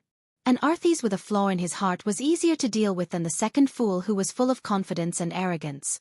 Now, in order to win against Xueqi once, he paid an unequal amount of power. How to put it? Xueqi shrugged and spread his hands. "Well, you beat me once. I hope you can be so talented or so lucky next time." This confrontation could only end with a small victory for the Lich King. If the fight continued, Xueqi could at most crush the crystal skull. That thing could also be considered a divine artifact, but it was insignificant to Arthas, so Xueqi wasn't interested in destroying it. Now that he knew, he would be prepared in the future. The value of that thing was about the same as a pebble on the side of the road. In the city of Calamity, 100 kilometers away. After confirming that all the coalition forces in the City of Calamity were dead, Kale that's gave the order to open fire. This was destined to be in vain. As one of the few magic veins in the Ice-Crown Glacier area, the City of Calamity had an extremely strong supply of magic. With Earthies in charge, the bombardment of magic cannons was nothing more than a meaningless battle of elemental energy. Using elemental energy from afar to fight with elemental energy absorbed on the spot was as ridiculous and futile as using water from afar to put out a nearby fire. After venting for a while, Kale that's understood the reason. Without needing Duque's reminder, he directly ordered the Dalajan to retreat. After all, the Dalajan was not a purely offensive flying fortress. If too much of the magic net was overdrawn, in the end, the Dalajan would crash into the enemy's formation at any moment. This was not worth it. Seeing the Dalajan retreat, Earthies did not chase after them. With a wave of his hand, he directly ordered the remaining Scourge soldiers to retreat through the top of the Door of Death, Mordressa, to the evil castle of Malacaris in the center of the Ice-Crown Glacier. Chapter 1685. In the northwest, the battle where Malygos was teaching Calegos how to be a dragon also ended before Alexstrasza arrived. Today, the Dragon Lich could bully his own little brother, but he would never dare to fight his former big sister one-on-one. This time, the battle was over. It was hard to say who was the real winner. The defense line of the Ice-Crown Glacier that Lich King Arthas had maintained was completely broken. Although the west and northwest sides were not breached, the Alliance still managed to obtain the City of Calamity, an important strategic fulcrum on the plateau, on the east side of the defense line. Originally, the Calamity army could take advantage of the terrain and form a terrible strangulation formation with the Gate of Death as the center. Now, once the Alliance attacked, they had to fight a war of attrition with the Alliance on the relatively narrow bridge. On the other hand, the Calamity army's strength did not decrease, but increased. In addition to the loss of many giants in the direction of the Iron Wall Dam, after the new plague jointly developed by Malygos and Professor Putricide spread in the Battle of the City of Calamity, excluding those destroyed by the tanks of the mechanical gnomes, the Calamity army gained a total of 50,000 elites. Most of them were low-grade professionals. Even for the Calamity troop, which had a huge business, it was still a significant increase in strength. Originally, before Arthas left, he also removed the ice wall around the City of Calamity, hoping to further pollute the surrounding environment. Duque, who was prepared, hurriedly mobilized the Red Dragon Legion to burn the entire City of Calamity along with the plague. The battle on March 15th was over. The aftermath was still fermenting. What? You said that the Alliance seemed to be prepared for this. They only sent mechanical gnomes that wouldn't be affected by the plague into the City of Calamity, and then everyone on our side found out that the Alliance had replaced them? In Orgrimmar, Thrall clenched his fists after receiving the report. Anger? Maybe. But more than that, he was uneasy and confused. As soon as he turned around, Sal's tall body had already walked toward the magic mirror. There, a troll mage responsible for contacting the Alliance command immediately bowed to Sal. Trolls also had mages. As the ancestors of the Night Elves, trolls also had the qualifications to be mages. However, among the Darkspear trolls where Wajin was, there were not many trolls with the qualifications to be mages. Coupled with the lack of magic civilization, the number of great magi was even fewer. However, with the annihilation of the Forsaken army and the announcement of Varamasath, the Dreadlord who was now in control of the new Undercity, joining the Scourge army, the Forsaken mages had actually been forced out of the Horde's battle array. In reality, the Horde only had less than 1,000 Forsaken left. Trolls were generally not strong, and there wasn't even a Radiant Moon Wizard who could be called. He could only make do with it for now. Sal sighed and was about to speak when he heard Woking's voice coming from behind him. Great Chieftain, are you going to confront Duque? Sal didn't turn his head, but faced Woking with his stalwart back. Yes. That's right. I just couldn't take this lying down. I wanted to ask Duque why he did it. Since he found out that the tribe has a plague weapon, he could have told me. Wokin's voice was low, and it was obvious that he was also quite depressed. Don't ask. So what if he asked? It would only widen the rift between the Alliance and the Horde that had just begun to heal. Great Chieftain, there is only one reason why he did this. The Alliance is the Alliance and the Horde is the Horde. Sal seemed to be struck by lightning, and his whole body stiffened. Immediately, his mouth full of sharp teeth was filled with bitterness. Woking was indeed a man of great wisdom. He pointed out the key point in one sentence. Even after 10 years of relatively friendly and peaceful cooperation, it could not completely eliminate the estrangement between the two sides. The Alliance and the Horde were now allies. But these two behemoths were also two multiracial joint political bodies that had once fought a cruel war and had different interests. The Alliance had made too many concessions, so many that even Sal, the great chieftain, was a little numb. Many times, he had forgotten the hatred and unhappiness of the past, and wishfully thought that this peace and cooperation could last forever. This time, there was no need to ask. It must be the Alliance guarding against the Horde. That was why Xueqi suddenly ordered the withdrawal of William's Eastern Army, and replaced it with Mimiran's mechanical gnomes. On the other hand, wasn't the Horde also guarding against the Alliance?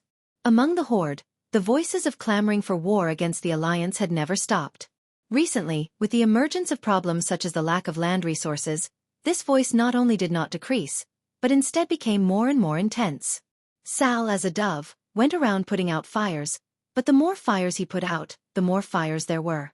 Sal was simply mentally and physically exhausted.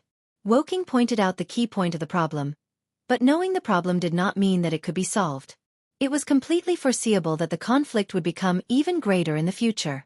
Looking at the history of the orcs, it was not difficult to find that the orcs were also very fertile. When the population was large, they would expand outward and beat up the foreign races. If there was really no place to expand, they would fight each other. Since ancient times, many clans had disappeared in the long river of history. The orcs did not care. It had been like this for hundreds of millions of years. However, the clear-headed Sal knew that this way of survival was extremely dangerous. The Alliance was already a behemoth whose strength was far above the Horde.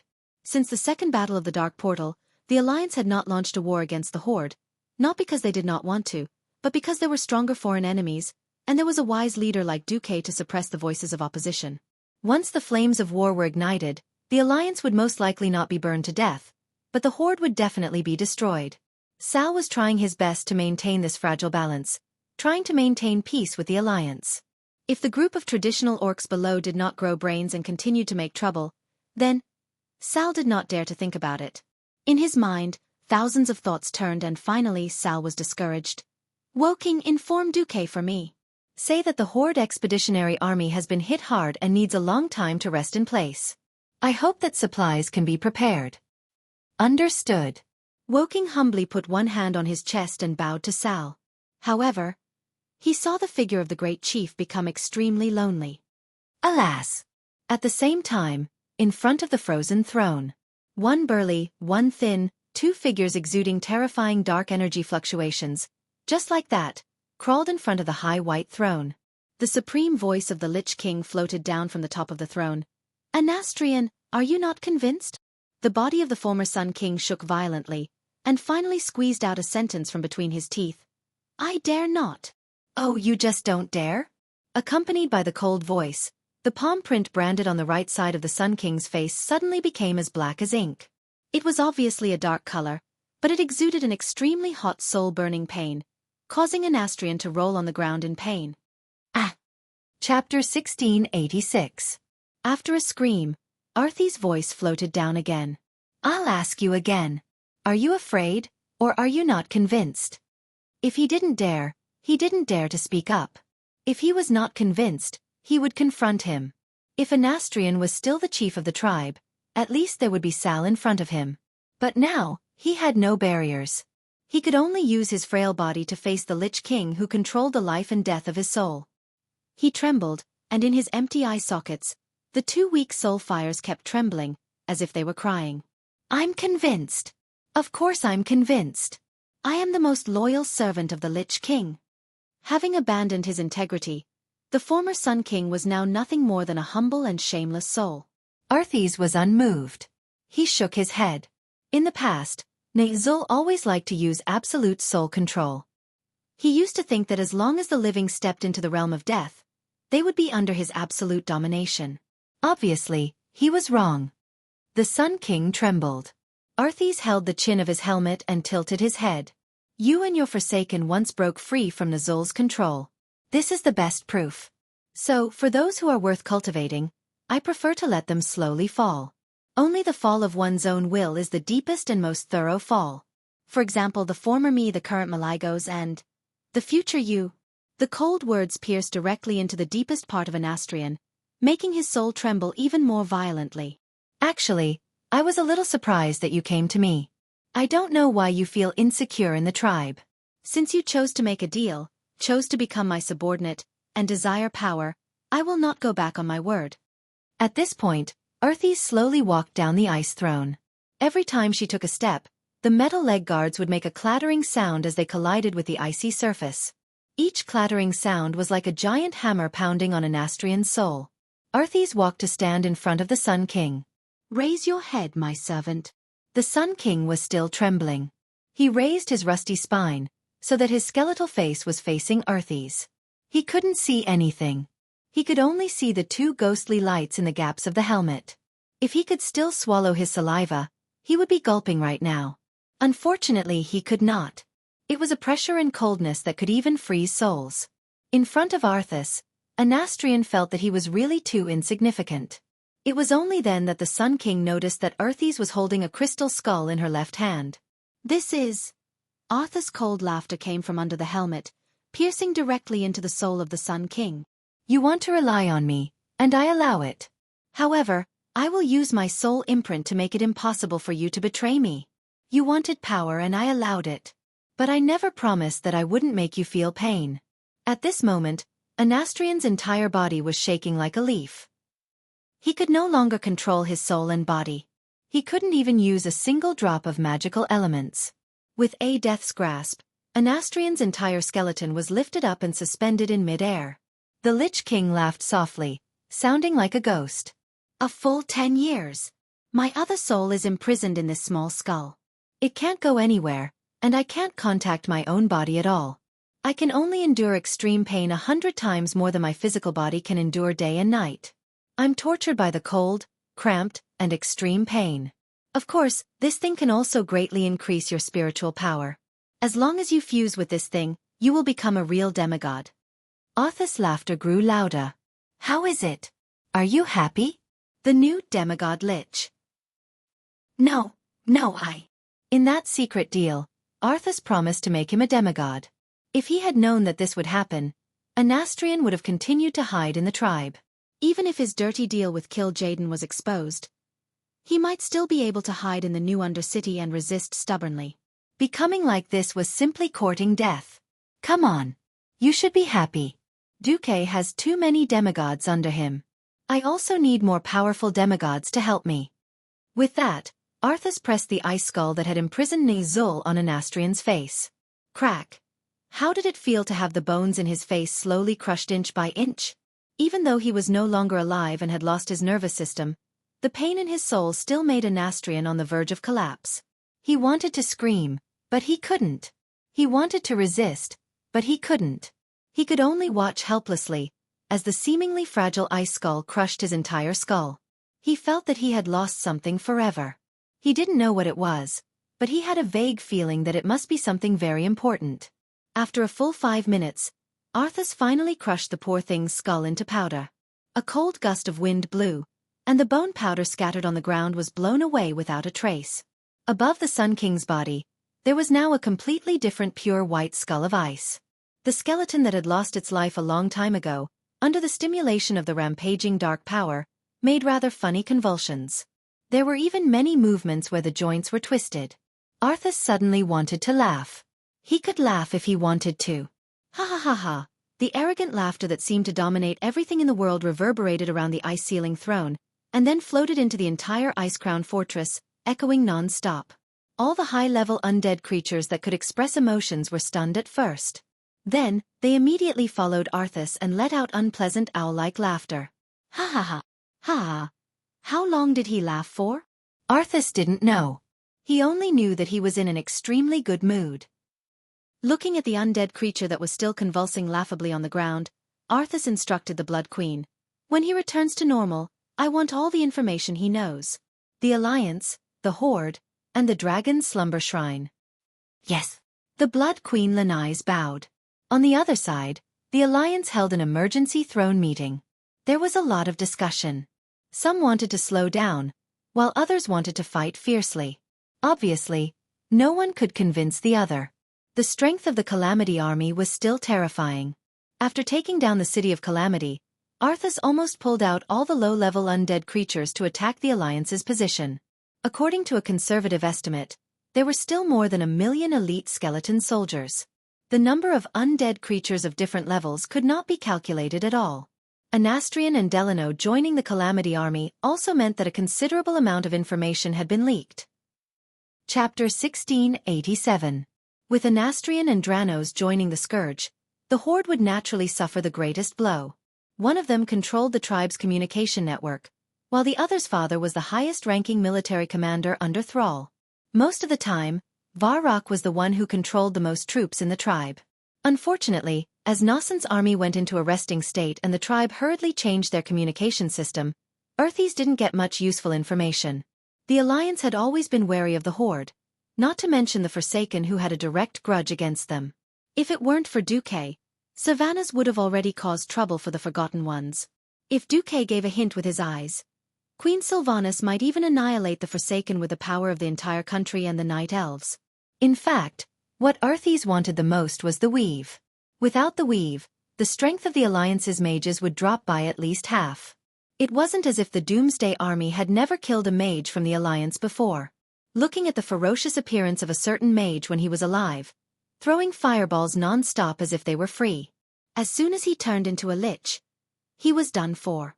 The Weave had given the Alliance's mages too much support, to the point where it was like replacing a shotgun with a cannon. As long as he infused his overflowing spiritual force as the energy for the Weave to operate, he would be able to use the elements almost limitlessly in battle as long as he didn't exceed the upper limits of his tolerance. He didn't even need to communicate with the elemental plane. All the elements had been filtered, purified, and stabilized in the Weave. As long as a mage completed the last step of elemental modeling, they would be able to cast an offensive spell that was far beyond their combat level. The Weave was Duque's lifeline and was directly under Duque. Without mastering magical abilities that were above Duque's, there was no way he could snatch it. Speaking of creating something similar to the Weave to fight against the Weave. Unfortunately, even with the two master magicians, Maligos and Anastrian, they still couldn't create the magic net that belonged to the Doomsday Army. This was what infuriated Arthies the most. It couldn't be helped.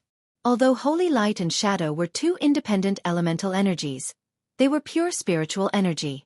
There was no independent elemental realm outside the main plane. Among the four major elements, if one wanted to obtain more elements, one would need to have higher authority on their side. Except for Arthies who had a certain amount of authority in the water elemental realm, the other two didn't. Needless to say, the Sun King hadn't reached the god domain yet. Originally, Maligos still had some authority. Unfortunately, after he was cut in half, not only did he lose his authority, but he also lost his Titan rune. It was impossible for him to control the arcane energy that the Titan energy extended. Thus, her only hope was to create a Weave of ice element and completely expel Duque's Weave. Therefore, after the Horde retreated, the battle between the Allied forces and the Calamity army became the magical ley lines on the Ice-Crown Glacier. The Shadow Vault was one of them, and the Calamity City was another. The remaining nodes were not completely symmetrical on the map. Their positions were also quite easy to identify because the Calamity army had built strong fortifications on them long ago. They were the prototype vault on the north side of the Desolation Gate, or Dusa, the vault on the west side of the Death Gate, Madressa, and the Dark Cathedral and the Ice-Crown Glacier itself.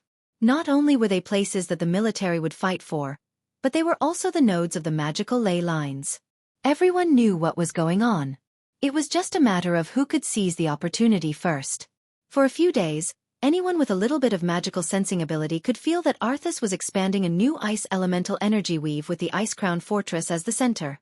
In contrast, Duque was also strengthening the ley lines in the Calamity City and the Shadow Vault to the north, using them as new nodes of the weave.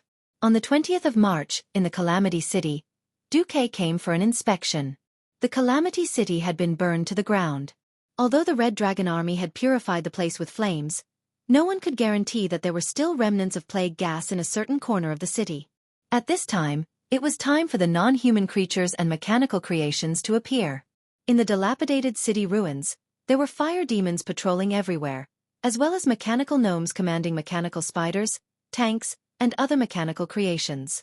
Duque supported his feet with the wind, opened the frost shield, and arrived at the center of the city. The gigantic ghost tower that had once existed here had already been dismantled and replaced by a titan formation that was formed from countless golden titan runes. Seeing Duque's arrival, Major Domo, the manager of the elemental emissaries under Duque, hurried to greet him. Master. He bowed.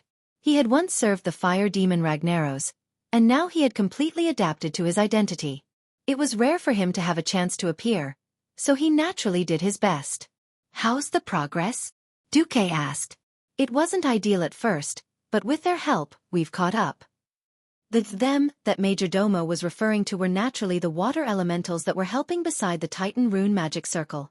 These water elementals were all huge, at least 3 stories tall. Interestingly, although water and fire were clearly incompatible, the water elementals and fire demons were at least restraining each other. Duque smiled. What he was doing now was to dig out the roots of Arthas. If he simply introduced the fire elementals from the fire elemental realm in an attempt to change the elemental ratio of this continent that was already covered in ice and snow, it would be arduous and unrewarding. Replacing Major Domo with the fire demon King Ragnaros might have a chance of success.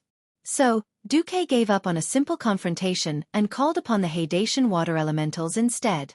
As creatures of the water elemental realm, the Haitian water elementals did not like Ragnaros, nor did they like the water elementals or water elemental creatures being contaminated by Arthas' dark power. Duque easily reached a consensus with Duque Dasis once again. The Haitian water elementals would help to draw away the overflowing frost elementals on the Icecrown Glacier, and then Major Domo and the Red Dragon Legion would join forces to disrupt the magic veins in the Icecrown Glacier area. This method of digging out the roots and cutting off the source was the most damaging. Duque was not in a hurry to let the Alliance advance the battle line. Like a noose, he slowly cut off Arthas' wings. Last time, the Alliance suffered a great loss because of Arthas' diversion. This time, Duque had learned his lesson. He placed a large number of troops in the Shadow Vault and the City of Calamity, and withdrew the main force in other places, leaving only symbolic defense, and they were all mechanical gnomes and mechanical dwarves. If you have the ability, why don't you turn these robots into undead creatures? In the Shadow Vault, in addition to the Black Edge Knights, there were now the 4 Guardians of Alcavan working together to guard it, plus Hodier, Onyxia, Vashj, and Kalegos. Chapter 1688. Naxxramas hovered in the air a little further north of the Shadow Vault, repairing itself. In Calamity City, Alexstrasza and Mimiron were in charge, with Elune helping to keep an eye on the screen from time to time. Duque was in charge of mobility. The rest of the Alliance had all retreated far away. After the Dalajan demolished the Iron Wall Dam, they returned to the Crystal Song Forest, maintaining a position to provide support at any time. Varian's troops retreated back to the Silver Arena to continue training. The Allied armies were advancing with such patience that Arthas couldn't find a single opportunity to strike. He had sent a large number of low-level undead to play with the Sea of Corpses, but there were flying warships above, dragons at low altitudes, and Mimiron's mechanical army on the ground. There was no way to get the corpses of creatures, which meant that the Scourge couldn't be replenished.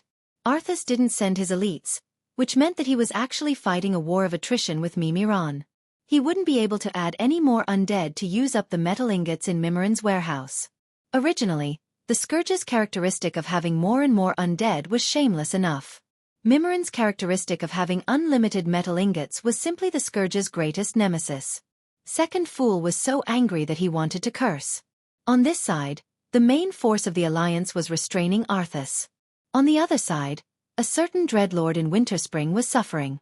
Perhaps many beastmen in the tribe weren't interested in crossing the ocean and traveling thousands of kilometers to the north. But the tribe wouldn't tolerate betrayal. While Northrend's tribal army was resting, Sar directly summoned his direct subordinate clan, the army of the Frostwolf clan, along with the armies of the Blood Elves and Night Elves, to form an alliance and enter Winterspring to quell the rebellion. At this point in time, Winterspring's terrain was rather disgusting. It was a classic example of a place that was easy to defend and difficult to attack. Winterspring, located in the northeasternmost part of the Kalimdor continent, was surrounded by mountains. Steep cliffs up to 1,000 meters high made this land of ice and snow seem even more harsh. In a sense, a Nastrian hiding in Winterspring after escaping from Gloom City wasn't necessarily a disgust for the Alliance, or more accurately, a disgust for the Night Elves. This was because a barren land like Winterspring was disliked by the Night Elves who worshipped nature and had druid teachings. To the northwest of Winterspring was the Night Elves' Druid Holy Land, Moonlight Woodland. To the west was the northern end of Fellwood Forest. To the southwest was Mount Hyjal.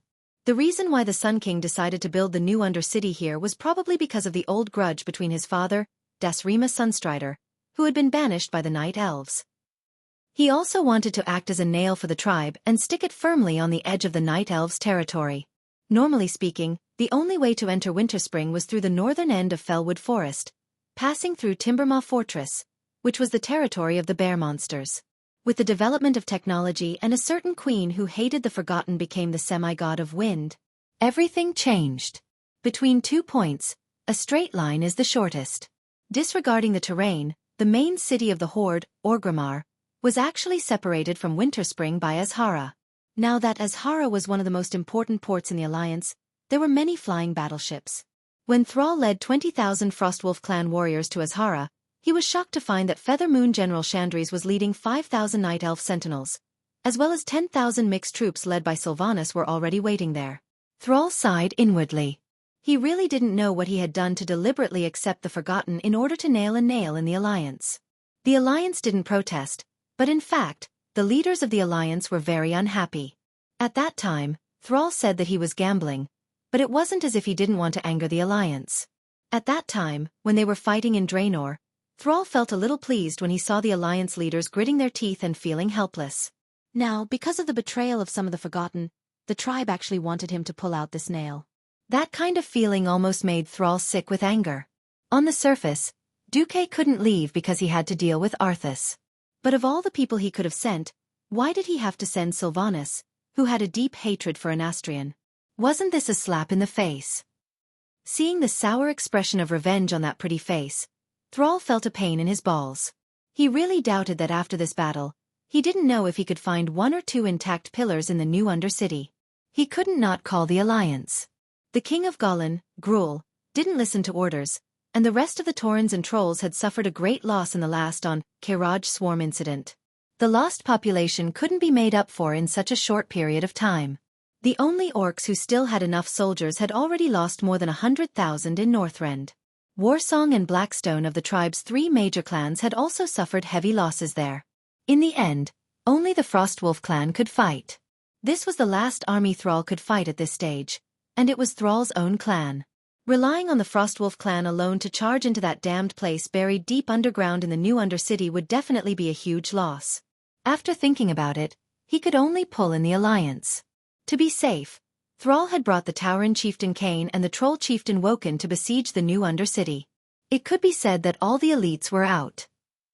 It's getting late. To prevent those damn traitors from escaping, let's set off early, Queen Sylvanas said with a beaming smile.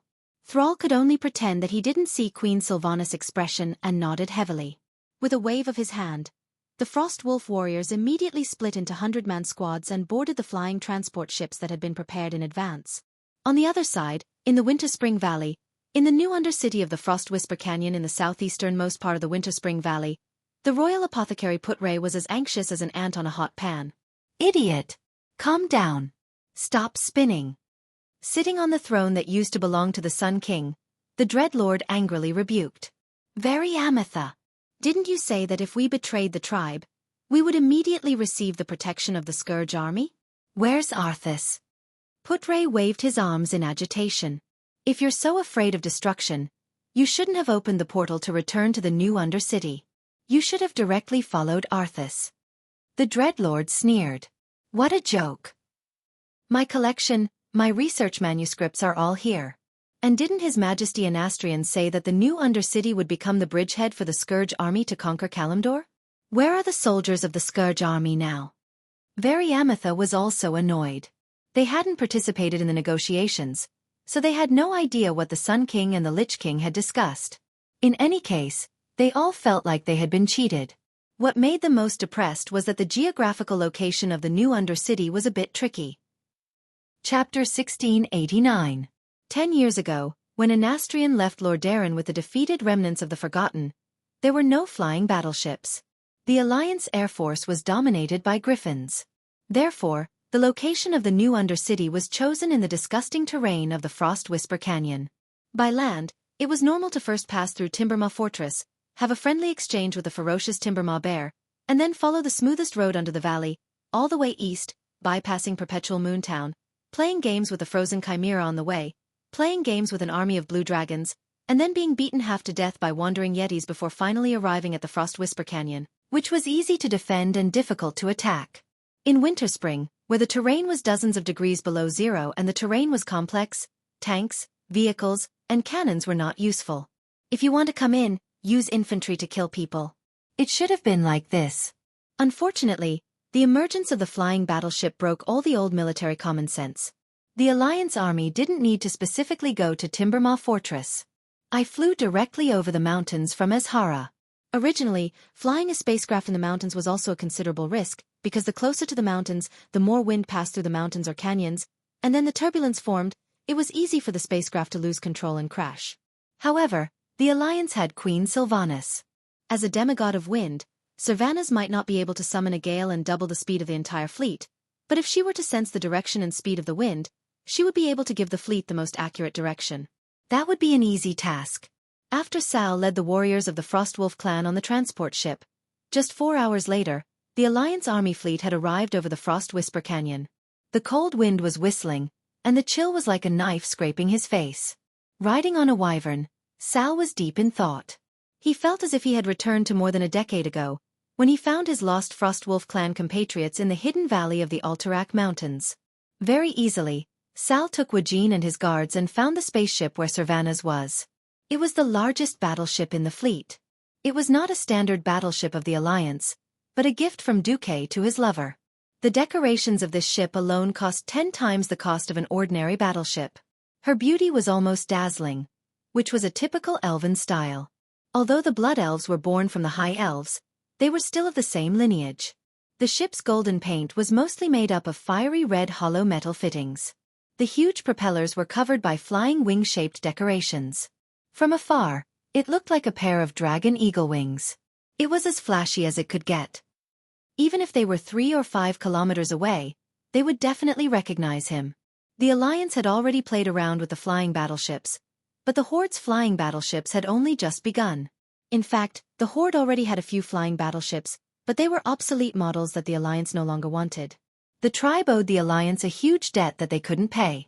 Only the rusty water conglomerate bought it for imitation. The results of the imitation weren't good. Due to the lack of an industrial foundation, many of the parts could only be polished by the gnome craftsmen. Gnomes were known to be sloppy in both inventing and working. It looked like the same thing, but it was completely different when used. Several tests of flying into the air ended in failure, and 3 imitations of the flying battleships crashed. It didn't matter if he couldn't imitate it. This group of brain-dead gnomes also courted death. They forcibly repaired a good ship and turned it into a broken ship. When Wajin shamelessly asked the gnome craftsman to repair it and found the problem and reported it to Wajin, the gnomes refused to admit it, which made Wajin angry. As a result, the only usable flying battleship in the entire tribe was left in Orgrimmar. The gnomes were not without contributions. At least they made the gnome airship. That thing was an improved version of the gnome's hot air balloon from more than 20 years ago. Although the failure rate of each flight was constant at 100% and the crash rate was 20%.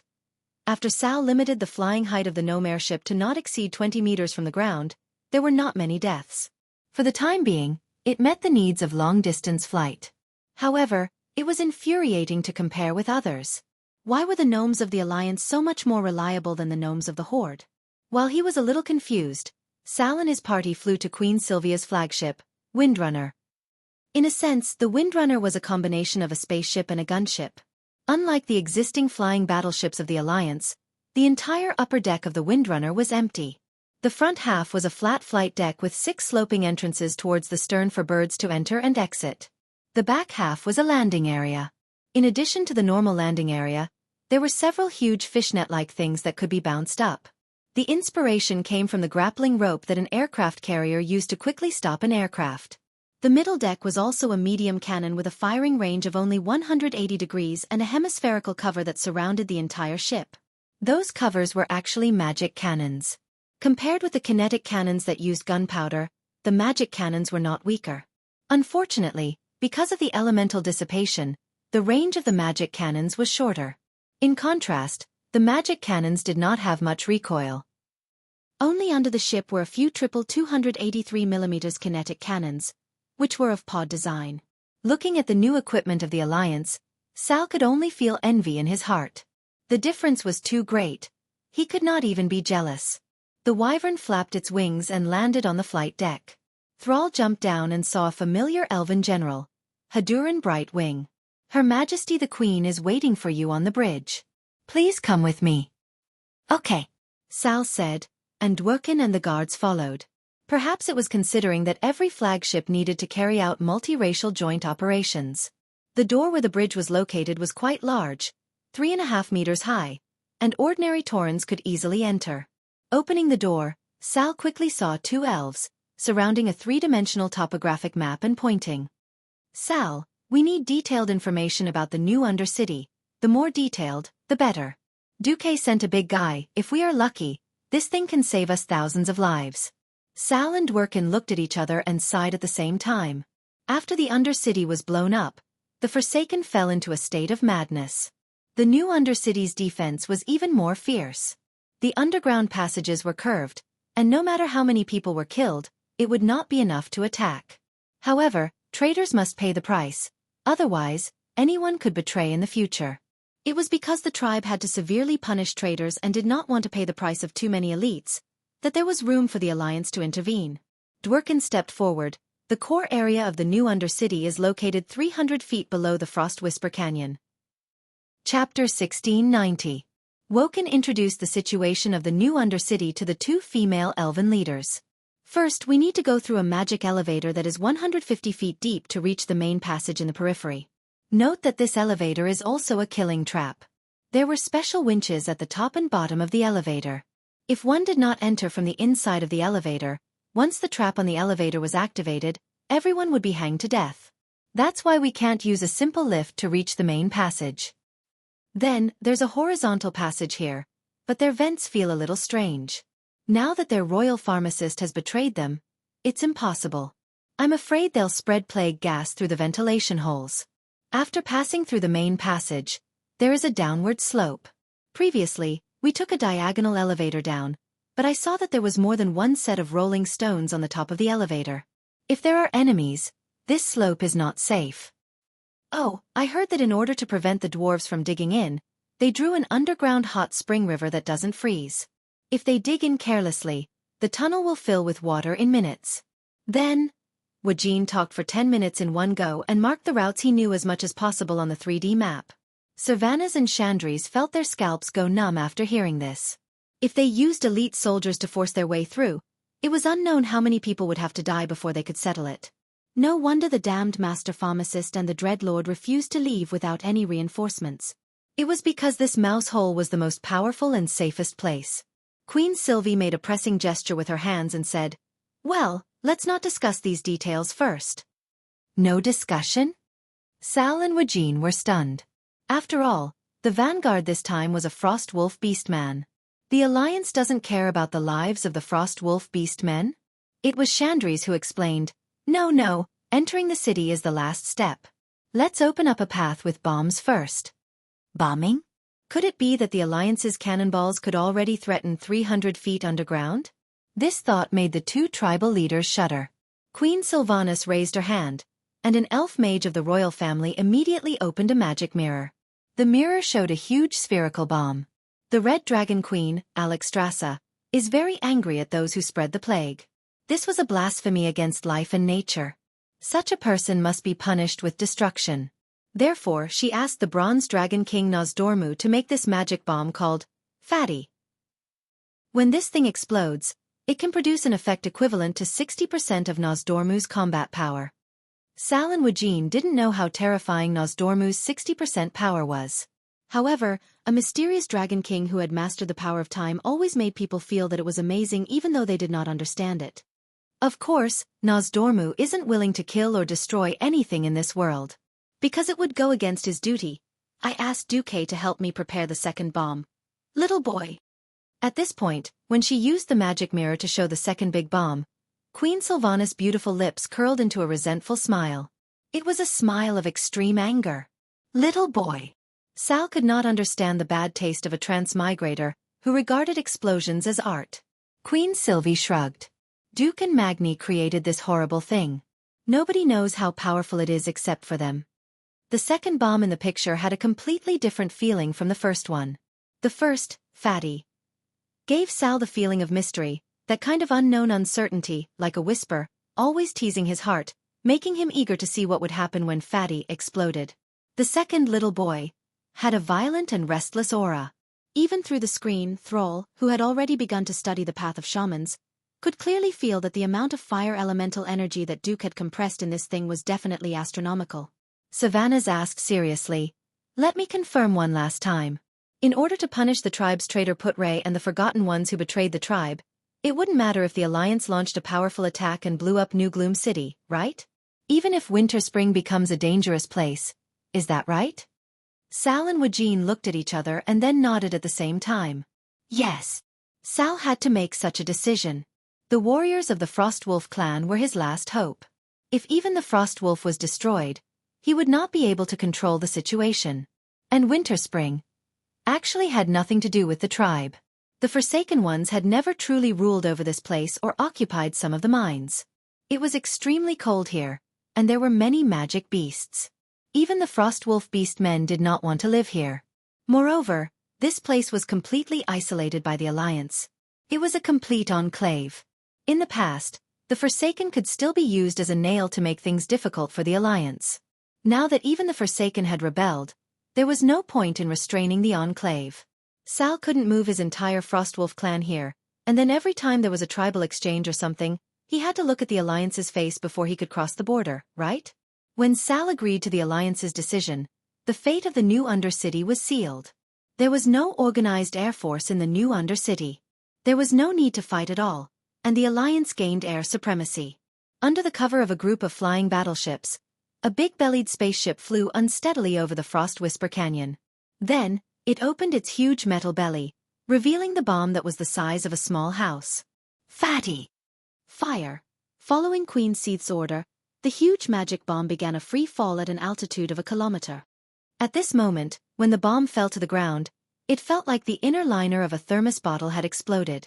It was as if a layer of liquid or gas had spread across the ice layer at the bottom of the Frost Whisper Canyon the moment the bomb exploded. It seemed useless, but after a few seconds, whether it was Sal, Queen Seath, or all the Alliance soldiers who were watching this scene had a shocked look on their faces. In the entire Frost Whisper Canyon, every iceberg, every steep wall, every rock covered in ice and snow on the ground silently melted. It was like a huge bunker made of sand was directly blown away by the wind. Under the guidance of Queen Seath, the cold wind blew from west to east, directly blowing away the rock and ice wall that had turned into powder. This scene was like an invisible giant spoon, easily digging out the Frost Whisper Canyon again and again. Only then did everyone remember that the Space Dragon King Nozdormu had never shown his true form in front of outsiders. He only summoned quicksand from around him to build his body. Chapter 1691. It was just that no one had thought that Nozdormu's ability to turn everything into sand and then transform it into his own body would be terrifying when used in ordinary battles. No matter how strong a castle was, it could not withstand the erosion of time. No matter how thick the rock layer was, it could not withstand the tide of sand transformation. So what if it was 300 feet? Right now, just by looking at it, at least 250 feet of frozen earth and rock layers had been directly turned into sand, blown away by the fierce winds that lingered in Winter Spring Valley. Looking at Nozdormu's rarely exposed power, looking at the bow of the Windrunner, looking at the Elf Queen's golden hair dancing wildly as she summoned the wind, Sal and Wajin were so shocked that they could not say a word. As if he had already expected the power of Nozdormu's move, when the entire Frost Whisper Canyon was almost dug out, the second transport ship with a big belly flew shakily to the top of the new Undercity. It was completely in front of Sal. Savannah's laughed loudly in front of a group of blood elves. His laughter was full of wanton and hatred. Ha ha ha. Ha ha ha ha ha. Anastrian, you betrayed your people for your ridiculous immortality. Do you really think that no one can deal with your shamelessness? Do you really think that the blood elves can't take revenge on you just because you found a new backer? Let me tell you, this is wishful thinking. It's not that the time hasn't come yet. The time has come, all of them will be avenged. Ha ha ha ha. The blood elves laughed along. The elves were arrogant. For thousands of years, They had always boasted that they were a great race that stood at the peak of civilization. However, this great race suffered the most serious setbacks in the second and third battles of the Dark Portal. The Long Song Forest was destroyed twice, and even Silver Moon City was bombed. Their king even threw himself into the arms of the undead king for immortality. The humiliation of having their glory trampled on and the humiliation of being betrayed had always weighed heavily on the hearts of the elves. Times had changed, and the elves had to follow the trend and throw themselves into the arms of the Alliance under the leadership of Sylvanas. However, with their long lives, they had never forgotten this embarrassment. Many times, even the support from the Alliance was seen as charity. However, this emotion was well guided by Sylvanas' subordinate, Rothelma Theron. The anger in the hearts of the people needed a target to vent, and the Sun King, who had betrayed the people in pursuit of immortality, was the best target. If he had forcibly changed his mind after being killed, it might have been forgivable. However, he was pressured and persuaded to voluntarily transform into a lich as a living being. This sin could never be washed away. In fact, after the Forsaken joined the Horde, the Alliance forbade the Blood Elves from deliberately causing trouble for the Forsaken. The Blood Elves hated the higher-ups of the Alliance because of this. Now that they had finally gotten their revenge, the Blood Elves immediately let out wild cheers. At this moment, this scene was being broadcasted to the entire Sin-Dorii kingdom by Queen Sylvie using magic. With the prior announcement, the people all knew that today, their queen would lead an army to wipe out those traitors. All right. Well done. Blow up those traitors. In the entire Sin-Dorii kingdom, the people were excited. They held Sylvanas' portrait high, and at the same time, they burned dummies with Anastrian's name in various large squares. In the Dalajan city, Prince Kael, that's looked at the images from all over the Sin-Dorii kingdom. At this moment, all the high elves in the Dalajan were anxious. In front of his supporters and the neutral elves, he also burned a dummy of his father, and then announced a decision that he had been preparing for a long time. I, Kael, that Sunstrider, officially announced today that I will abandon the surname Sunstrider. I will give myself a new surname, Eversong. To be honest, Kael, that's Eversong did not sound domineering at all. However, this represented Kael, that's political attitude. It symbolized that he had completely severed his identity as a prince, and he would never inherit the political legacy of his father.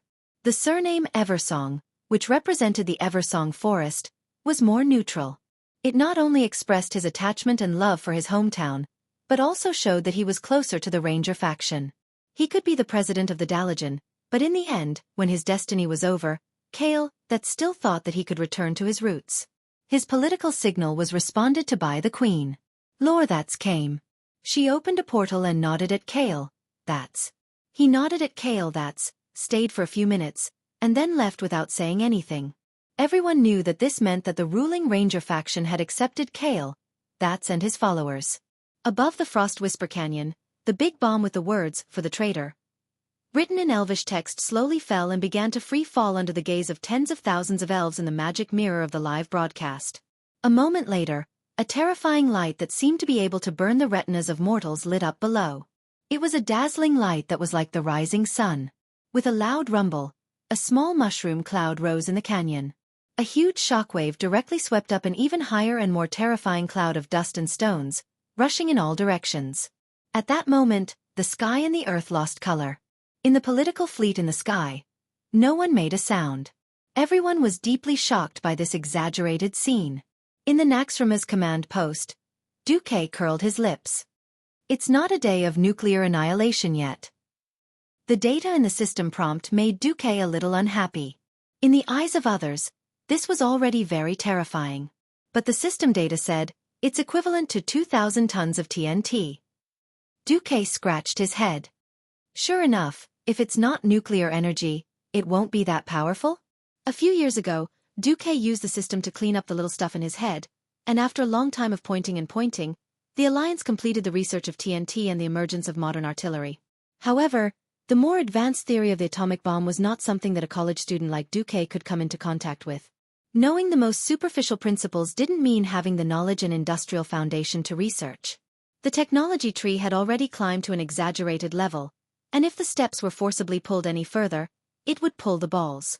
Compressed fire elements with demigod-level magic power and loaded with 10 tons of TNT, This was already the limit of what conventional weapons could achieve. However, it's good that there's no nuclear radiation. At least we can dismantle those bones in the new Undercity.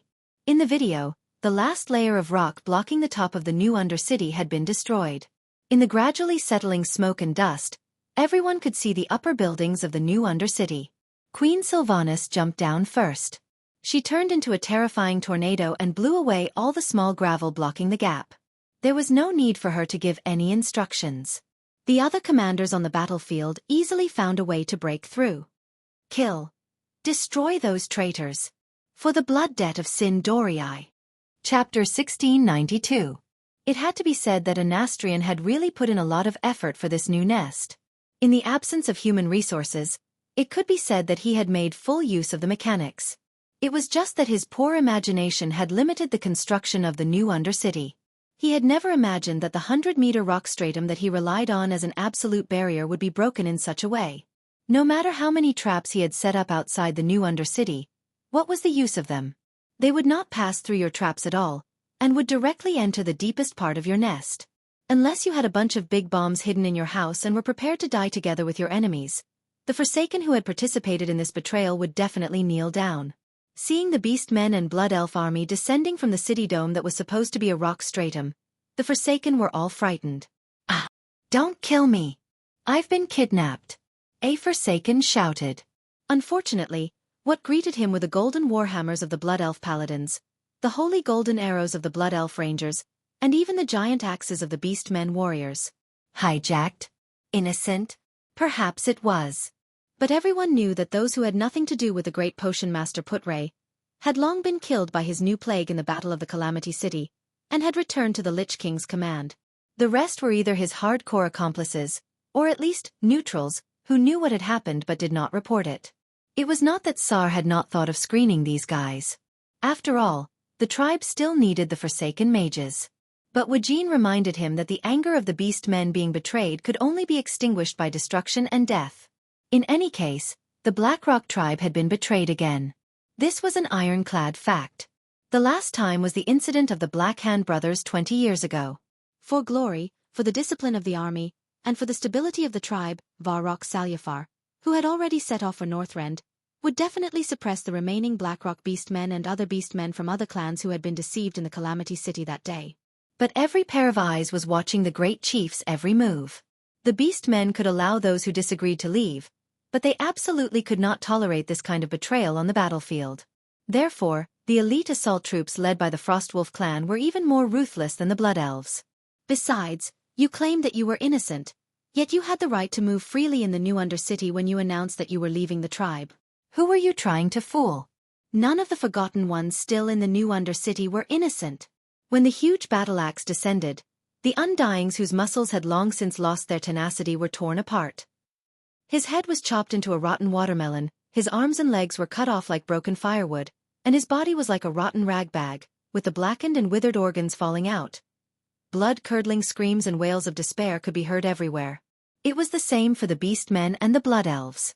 There were no surrenders, and all the corpses of the Forgotten Ones were completely destroyed. The Blood Elf priests and holy knights who followed up immediately sprinkled holy light and holy water, purifying all souls that could turn into vengeful spirits. Ha ha ha! Sylvanas brandished the divine artifact longbow, Solidar Stars of Fury, and happily slaughtered the Forsaken. That's right, he wasn't shooting arrows. Instead, he was using the curved structure of the longbow to slash the fleeing Forsaken with a martial technique that resembled a machete. They were directly breached from the inside. Coupled with the huge explosion of the Great Bomb, many of the tunnels collapsed. The Forsaken ran around like blind flies before they were killed by the allied forces that caught up to them. No! Great Chief, don't kill me, I can serve you. The captured royal pharmacist Putray screamed in fear. Serve you? Go to hell and be a slave to your traitorous compatriots for millions of years. In front of the accompanying troll mages and under the live broadcast of the magic mirror, Sal grabbed Putray's collar and ruthlessly threw him to the ground. The heavy and enormous combat boots stomped on Presley's waist, and with a crisp crack, that guy's entire lumbar vertebra and pelvic bones exploded. This is the fate of traitors. Sal roared domineeringly, raising the hammer of destruction in his hand. Through the magic mirror, The beastmen who were still resting in Northrend could clearly see their great chief's black hammer ruthlessly smashing the head of that damned traitor into a rotten watermelon. A rotten watermelon that had expired. Every beastman raised their arms or weapons at this moment, letting out deafening roars. Well done! Kill the traitor. This is the price of betrayal. On the other side, Sylvanas found the dread Lord Verimithas. Almost as soon as she saw him, Queen Sylvanas felt as if she was in a predestined battle. She did not know that this sinister-looking demon in front of her would become her subordinate in the original space and time. She also did not know that in the gates of heaven's wrath, he had also betrayed her. At this point in time, Queen Sylvanas only knew that this disgusting guy in front of her was one of the main culprits who had participated in the destruction of Longsong Forest and Silver Moon City. No, I can. The Dreadlord had no moral integrity. Perhaps other demons hated death, but they were not too afraid of it. Verimithas was different. Back then, he had entered Azeroth as a supervisor of the Scourge army. Later, after Archimonde died, he and the other Dreadlords first sought refuge with Arthas, and then were instigated by Anastrian. It was not an exaggeration to say that he was a slave of 3 different surnames. It would be better if he did not die, but once he died, his soul would be forced back into the twisting nether. Although the 3 leaders of the Burning Legion were now kneeling, who could guarantee that they would not come back to deal with him when they resurrected in the future? Thus, he knelt before Queen Sylvanas on the spot. Unfortunately, if Sylvanas was the Forsaken Queen who had just taken over the Forsaken in the original history and was extremely lacking in power and helpers, she might have tolerated him. Now that she was the demigod of Azeroth, the true queen of the elves, and the partner of the Alliance commander Xueqi, did she need a slave of 3 different surnames to be her subordinate? Stop joking. Sylvanas did not even care about him. All she wanted was destruction and revenge. Good for the Scourge army. Good for the Forsaken. Good for the demons. Destroy them all. Wind elements completely exploded from Queen Sylvanas' body. A violent aura, overflowing with divinity, almost filled every corner of this dark palace. When he saw the lightning bursting from Queen Sylvanas' divine longbow, the Dreadlord no longer had any hopes of getting lucky. He pounced over, and with a wave of his hand, a large ball of stinky, rotten bee swarm was thrown over. Unfortunately, the dazzling lightning arrived with a loud rumble, turning everything in the large room into nothingness. The violent thunderbolts destroyed everything. Chapter 1693. The mighty Dreadlord had been blasted into smithereens by Queen Sylvie's furious attack. No, there were 2 pieces of hooves left, but Riadaline, the leader of the Blood Elf Paladins, opened a portal to catch up with the second half of the battle. She directly went up with a big hammer and threw something like God's Wrath, smashing Verimithas into nothing. Demons were not afraid of dying from ordinary elemental attacks, but as a spiritual energy type of holy attacks, the demons were very hurt. Perhaps there would be a day when Verimithas would make a comeback, but mortals would not be able to see it anyway. There might be remnants of the Forsaken in those secret passages, and there might be powerful undead such as the Abomination hiding in dark corners. But it was the tribe's business to clean up the remnants. If the Alliance stayed here for too long, it would be a bit of a slap in the face. That night, after the battle, Queen Sylvanas withdrew with her people. The Elven army was also the main force against the Scourge. After pulling out this nail that was likely to cause a disaster, the Alliance could finally concentrate all its forces against the Scourge. While Queen Sylvanas and Sal were annihilating the traitors, many battles broke out in the Icecrown Glacier. There was no winning or losing, it was simply a matter of exhausting the opponent's war potential. In order to overturn the Scourge, Xueqi asked Willan to come forward and transfer 2 Naru. One was in charge of Naxxramas, and the other was in charge of the Dalajan. Using the 2 floating cities as bases, they produced a large amount of holy water. Cannonballs were covered with holy water, weapons were covered with holy water, and even in all the upwind directions of the Icecrown Glacier, Xueqi had people pour a large amount of low-purity holy water. The Scourge looked like they wanted to poison all the creatures in the world with a plague. The Alliance army looked like they wanted to purify all of Northrend with holy light. During this period, around the evil castle Marikaris, there were many battles between the Alliance army and the Scourge. The biting cold wind blew the ice dust on the frozen plateau, and the cold fog rolled up like 1,000 layers of waves, layer upon layer, surging into the distance. In the wind that whistled like ghosts all year round, a large number of humanoid objects were slowly moving forward against this icy wind. Even in spring, the temperature in the ice-crowned glacier would not be higher than 0 degrees. The cold wind rolled up the ice dust and blew the armor of this group of humanoid objects, and the cold wind invaded their bodies, but they still did not feel it. Because they had all died a long time ago. Woo woo woo. A shrill alarm sounded from the east side of the mountain wall. The mountain wall that seemed to be a part of the dead world suddenly came to life.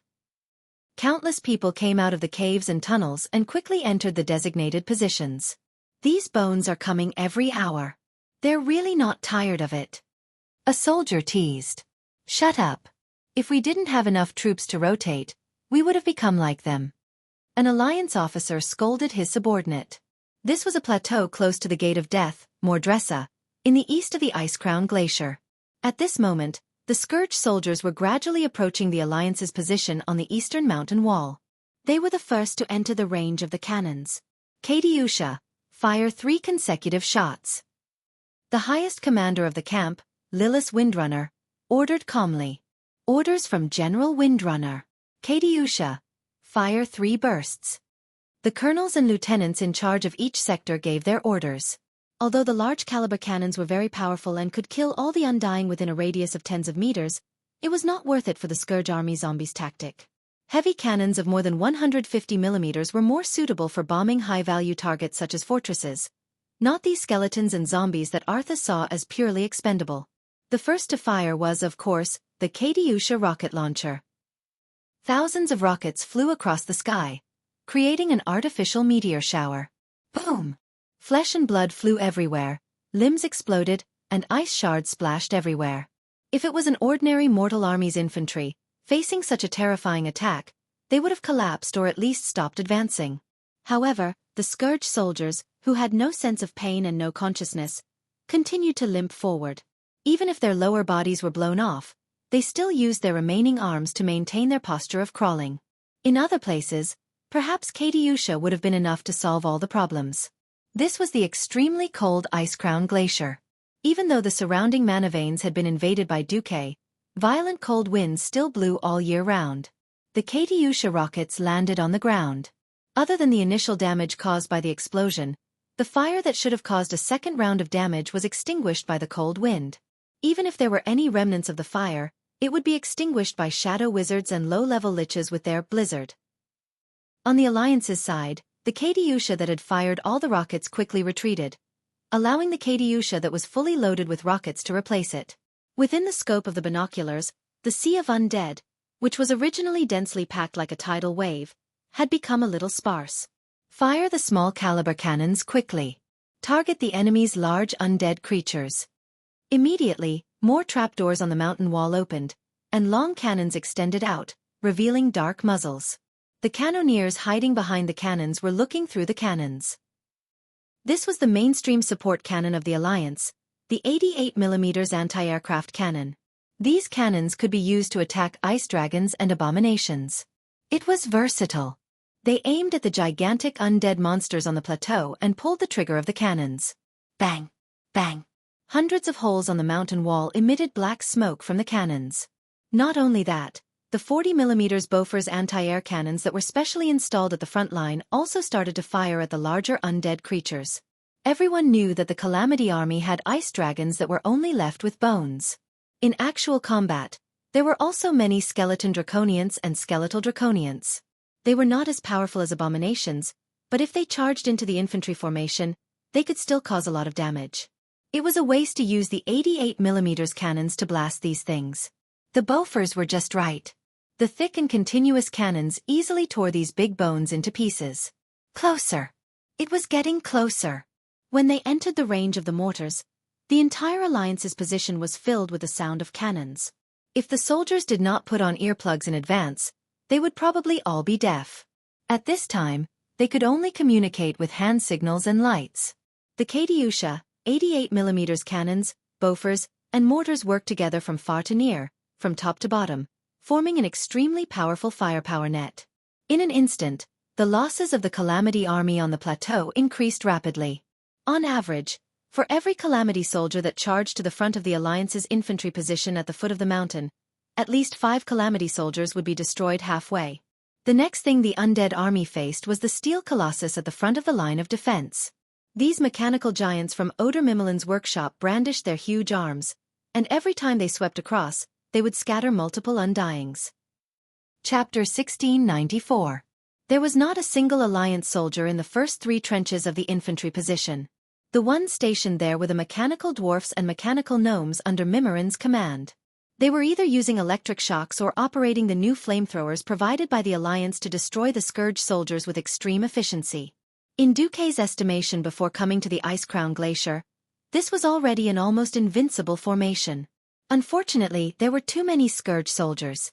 The seemingly impregnable front line of defense would always be broken through within a few minutes.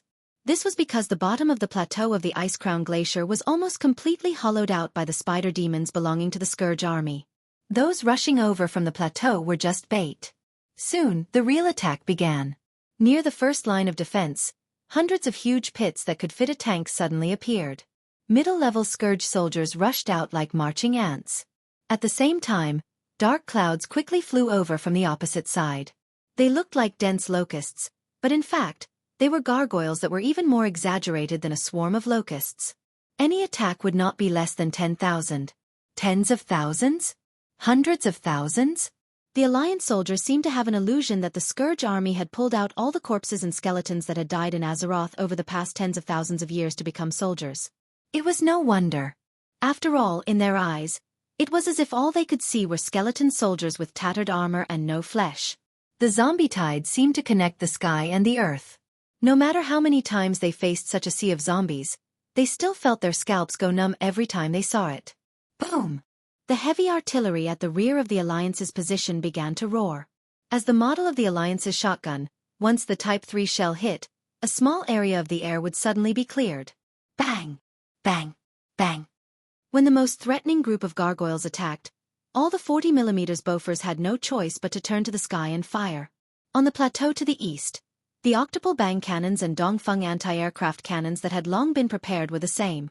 Countless gargoyles were hit by the cannons and were instantly torn into pieces, falling from the sky. However, this was meaningless. As long as the Lich King's magic power was not exhausted, there were as many gargoyles as he wanted. At first, the Alliance would still send griffins and hippogriffons to intercept them. There were too many casualties. The cruel exchange made every Alliance general's heart turn cold. The most disgusting thing was that if the griffins that died in the Ice Crown Glacier were not treated with holy water in time, they would immediately turn into bone griffins and turn around to slaughter the allied troops. The dragons of the Dragon Slumber Shrine could suppress the gargoyles, whose claws could hardly penetrate the scales and skin of the adult dragons. Dragons had the advantage of crushing their ranks. Unfortunately, there were too many gargoyles, and the giant dragons couldn't kill them all. Therefore, the Alliance's regular air force only lasted for 3 days before retreating, replacing them with the Kiraj bug people that Xueqi had specially found on Kiraj. Although the twin emperors had temporarily knelt down, Xueqi's dominance over the Kiraji insect people had not fundamentally changed. Xueqi rarely used these insects, especially when Bao Bing played with the Sea of Insects. The biggest reason was that the Sea of Zergs didn't explode on a whim. The Insect Queen was ready-made. The price for the Insect Queen to ovulate and give birth to small insects was a large amount of meat. This meant that once Bao Bing went berserk, the entire area would be barren, all the animals would be killed, and all the corpses would be devoured. In the Eastern Kingdom mainland or Kalimdor, Xueqi didn't dare to play with the Sea of Insects. That was tantamount to suicide. In Northrend, Xueqi didn't have so many scruples.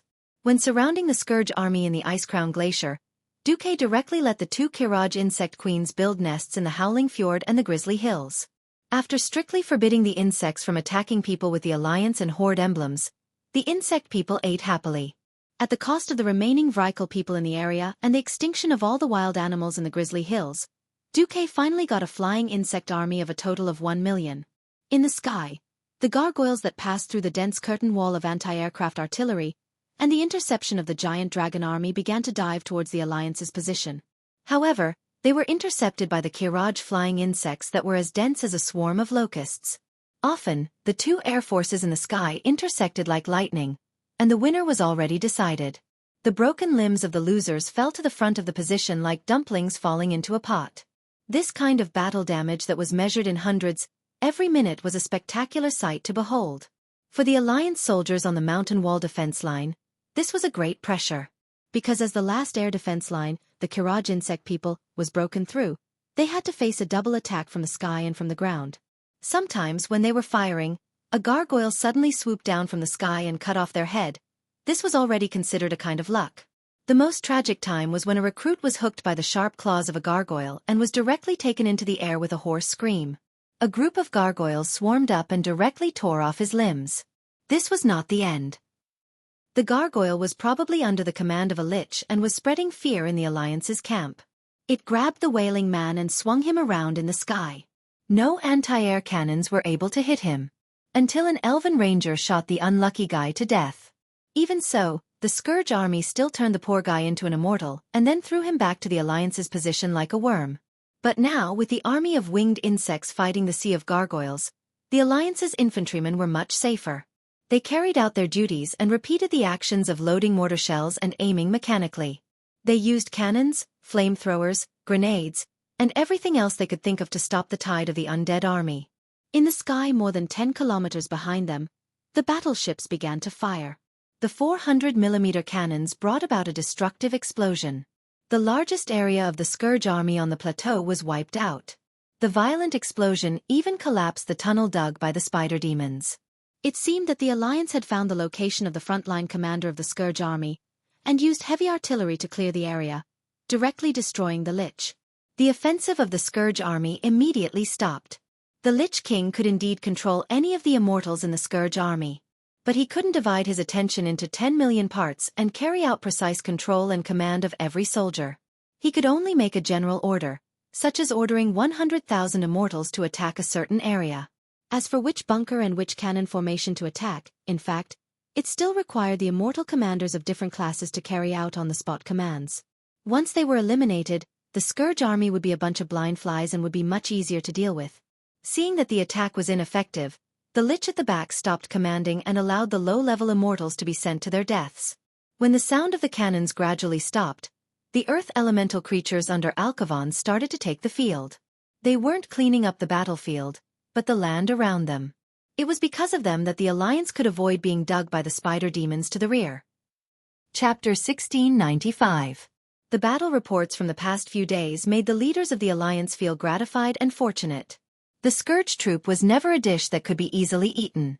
On the contrary, the Scourge army that withdrew most of the undead to the Ice-Crown Glacier was quite terrifying. An army of hundreds of thousands of survivors was already a huge pressure on the logistics department. It would not be an exaggeration to say that they were under immense pressure. After all, almost all of their supplies came from the Eastern Kingdom. In terms of food, if it weren't for Rotterdam and Alterac that had become mass production areas again, Stormwind alone would definitely not be able to support such a terrifying amount of logistics. However, the Doomsday Army was simply cheating. The soldiers didn't need to eat, drink, defecate, or even sleep. Any ice cave or crack could be a hideout as long as there was a path for the undying soldiers to climb out.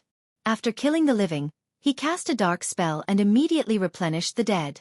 Soldiers turned into soldiers, mages turned into liches, paladins turned into death knights. It was the same for puppets like the gargoyles. As long as they still had mana and a workshop, they would be able to kill 10,000 of them today and 10,000 more in a week. In the worst-case scenario, there would be more and more fights every minute. What about the allied forces? A warrior, even a human with the shortest lifespan, would need at least 16 years to produce a soldier. Not to mention the elves, dwarves, and gnomes with lower fertility rates and longer lifespans. Even after the Second Battle of the Door of Darkness, the races had encouraged reproduction, but they still had to grow up. Once upon a time, the Alliance was very confused about Duque secretly taking in the Kiraji insect people, and was even a little unhappy. After all, the Kiraj insect people affected the appearance of the city, and their level of civilization was quite low. When the flying insects of the Kiraji insect people replaced the griffins and hippogriffs as consumables in aerial battles, everyone had a completely different feeling. To some extent, the bugmen were the bane of the Scourge army. Their completely different physiological structure allowed the bugmen to basically ignore the plague of the Scourge army. At least, the plague that targeted the bugmen had yet to be developed. The bugmen were not picky with their food. As long as it was meat, it was fine. Duque tried to order the insects to eat the flesh of the abomination, but he found that the Karaji insect people were completely fine.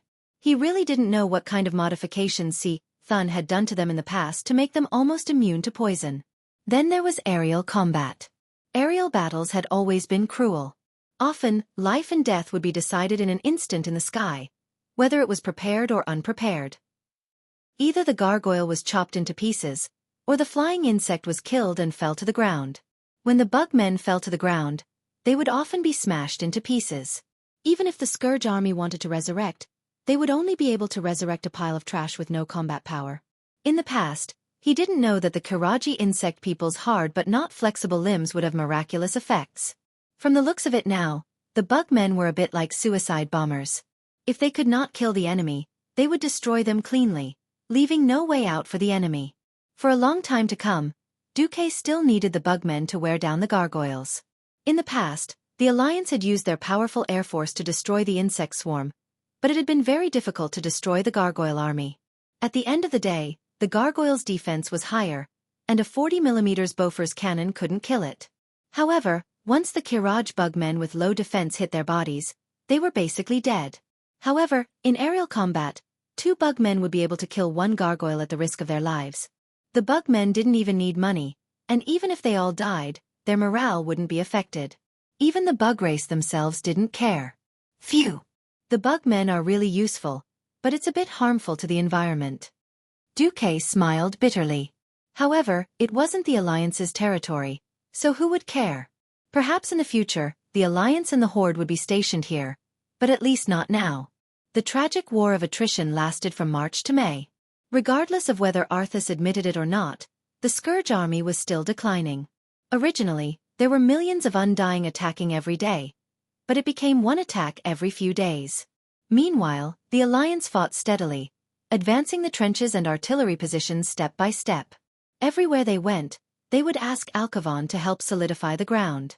Even the spider demons couldn't sneak attack through the ground. No, in fact, there was one time when Arthas did gather a large number of spider demons and prepared to forcefully dig a huge tunnel to the rear of the Alliance to destroy the Alliance's supplies there. Unfortunately, this group of miserable spider demons encountered the Oros children that Duque had specially transferred from Silithus. These spider demons were nothing in front of the bigger bugs, who were even more formidable. This kind of stable battle strategy left Arthas at his wits' end. On the 3rd of May, Arthas' control was only left in the southwestern part of the Ice-Crown Glacier. There were only 3 important places left in the periphery: the Dark Cathedral, the Door of Fear, Kaelisa, and the evil castle of Marikaris. On the Ice Throne, Arthas looked down at the 2 powerful existences, one big and one small, who were emitting demigod energy waves. Finally, his cold voice came from under the black helmet. "Do you have any opinions about the recent situation of the Scourge army? Let me fight with Duke Marcus again, as long as I can snatch back my Titan runes," Maligos said through gritted teeth. "My opinion is the opposite. I think that we should retreat. There's no point in defending the periphery, and we'll lose the elite liches and death knights of the army. Since the Alliance is going to attack the Ice-Crown Fortress no matter what, we might as well destroy the enemy's main force in the fortress," the Sun King said. In the past, given Arthas's pride, he would definitely not agree. This was because it would mean that he was backing down and admitting that he, who had many soldiers and generals, would lose the overall situation. However, he did not object on the spot. Arthas said coldly, "Convince me." At this moment, the palm print on the right side of Anastrian's face, which was emitting dark energy, trembled because of the movement of his cheekbones. "It's already very difficult for us to exhaust the Alliance. Our troops lack the ability to break through, and we can't kill many of them. Not to mention replenishing our forces. Moreover, even if we kill Duke Marcus outside the Ice-Crown Fortress, he has a high chance of resurrection. However, in the Ice-Crown Fortress, even if he's a demigod, if he dies in front of the Ice Throne, his soul won't be able to return to planet Azeroth." When the Sun King said this, Arthas's eyes lit up. At this point in the war, there was no such thing as mercy. If the Alliance couldn't take down the Ice-Crown Fortress and eliminate Arthas, once they retreated, it wouldn't take more than a few years for the Scourge army to create an army of over 100 million immortals. There was no way the hundreds of thousands of people in the Allied army could stay in this barren land forever. Furthermore, Apart from Duke and the dragon aspect, who else in the allied army would dare to guarantee that they would be able to defend against Arthas's assault? Chapter 1696. Was face more important or substance more important? If it was possible, of course it would be face, but also practical benefits. Be it in history or in this life, Arthas was a pragmatist deep down. In the Stratholme incident in history, Arthas could hypocritically wait for the citizens to become undead before crying in the name of righteousness and purify the citizens of Stratholme. For the sake of the higher goal in his heart, he did not hesitate to tarnish his reputation when he was still the Prince of Lordaeron at that time. He ordered the massacre and dirted his hands. Arthas finally had to face reality when he couldn't do anything about it. Withdraw the elites. With a mental command from the Lich King, the defense of the Calamity Army at the remaining important fulcrums of the fortresses showed obvious signs of weakening. William, Magni and Sylvanas, who were commanding at the front, and Cale, Thats and Jaina, who were supporting and shooting from the rear, all felt the changes in the Calamity Army immediately. Although the attack of the Allied forces was covered by the two floating cities of Dalajan and Naxxramas, which had been temporarily repaired, and avoided the pain of attacking from the rear, the endless number of Calamity Army soldiers still brought great trouble to the advancement of the battlefront. It was different now. In the past, there would definitely be a Death Knight or a Lich in every key node or fortress to hold the fort. However, the attacks in the past few days were abnormally smooth, and they couldn't find any mid-level undead, let alone high-level undead. The undead that stayed behind would either rush out like a swarm of bees to be eaten, or stick to their own positions and only attack the enemies that entered their territory. As for their companions that were besieged and beaten next door, they would sit and watch as they were killed, and then wait for the fate of destruction to befall them. Is it finally time for the final battle?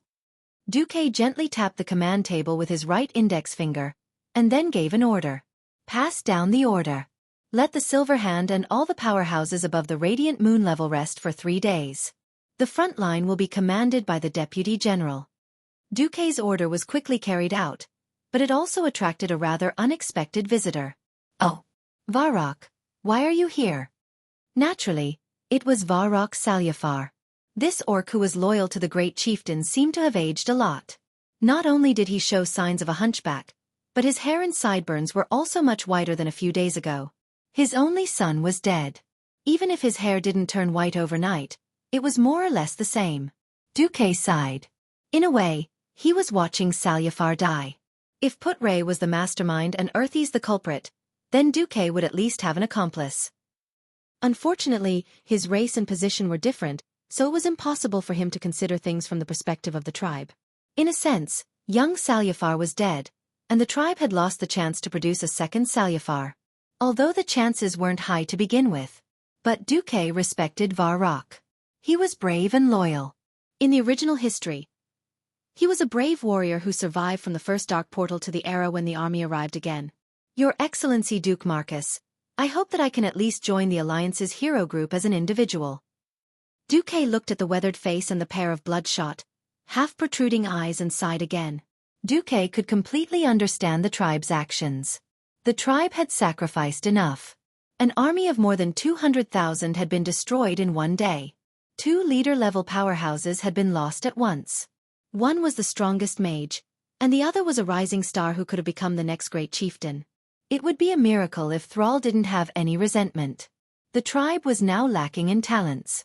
If another leader of a large race died, such as Cain or Wajin, then the situation of the tribe would definitely fall apart. In fact, Thrall was absolutely against King Salyafar coming to attack Icecrown Fortress. On the surface, Thrall couldn't find a reason. Varrock continued, Dranos is my only son. He is a good child, with the bravery and fearlessness of orcs, and a sense of the big picture that orcs often don't have. I once pinned all my hopes and future on him. Unfortunately, since fate has determined that the Salyafar family will be cut off, I have to accept this fate. All of a sudden Varrock's muscles tensed up. But in the end, not as a commander, not as a beastman, but as a father. Even if I can't save him, I must at least let him rest in peace. Father. This word deeply touched Duque's heart. He suddenly thought of the child in Aurelia and Sasha's womb. Yes, he had been a father for a long time. From the moment they were conceived. If he were in Varrock's shoes, he would probably go crazy too. All right, Varrock, I agree. This is the resonance of being a father.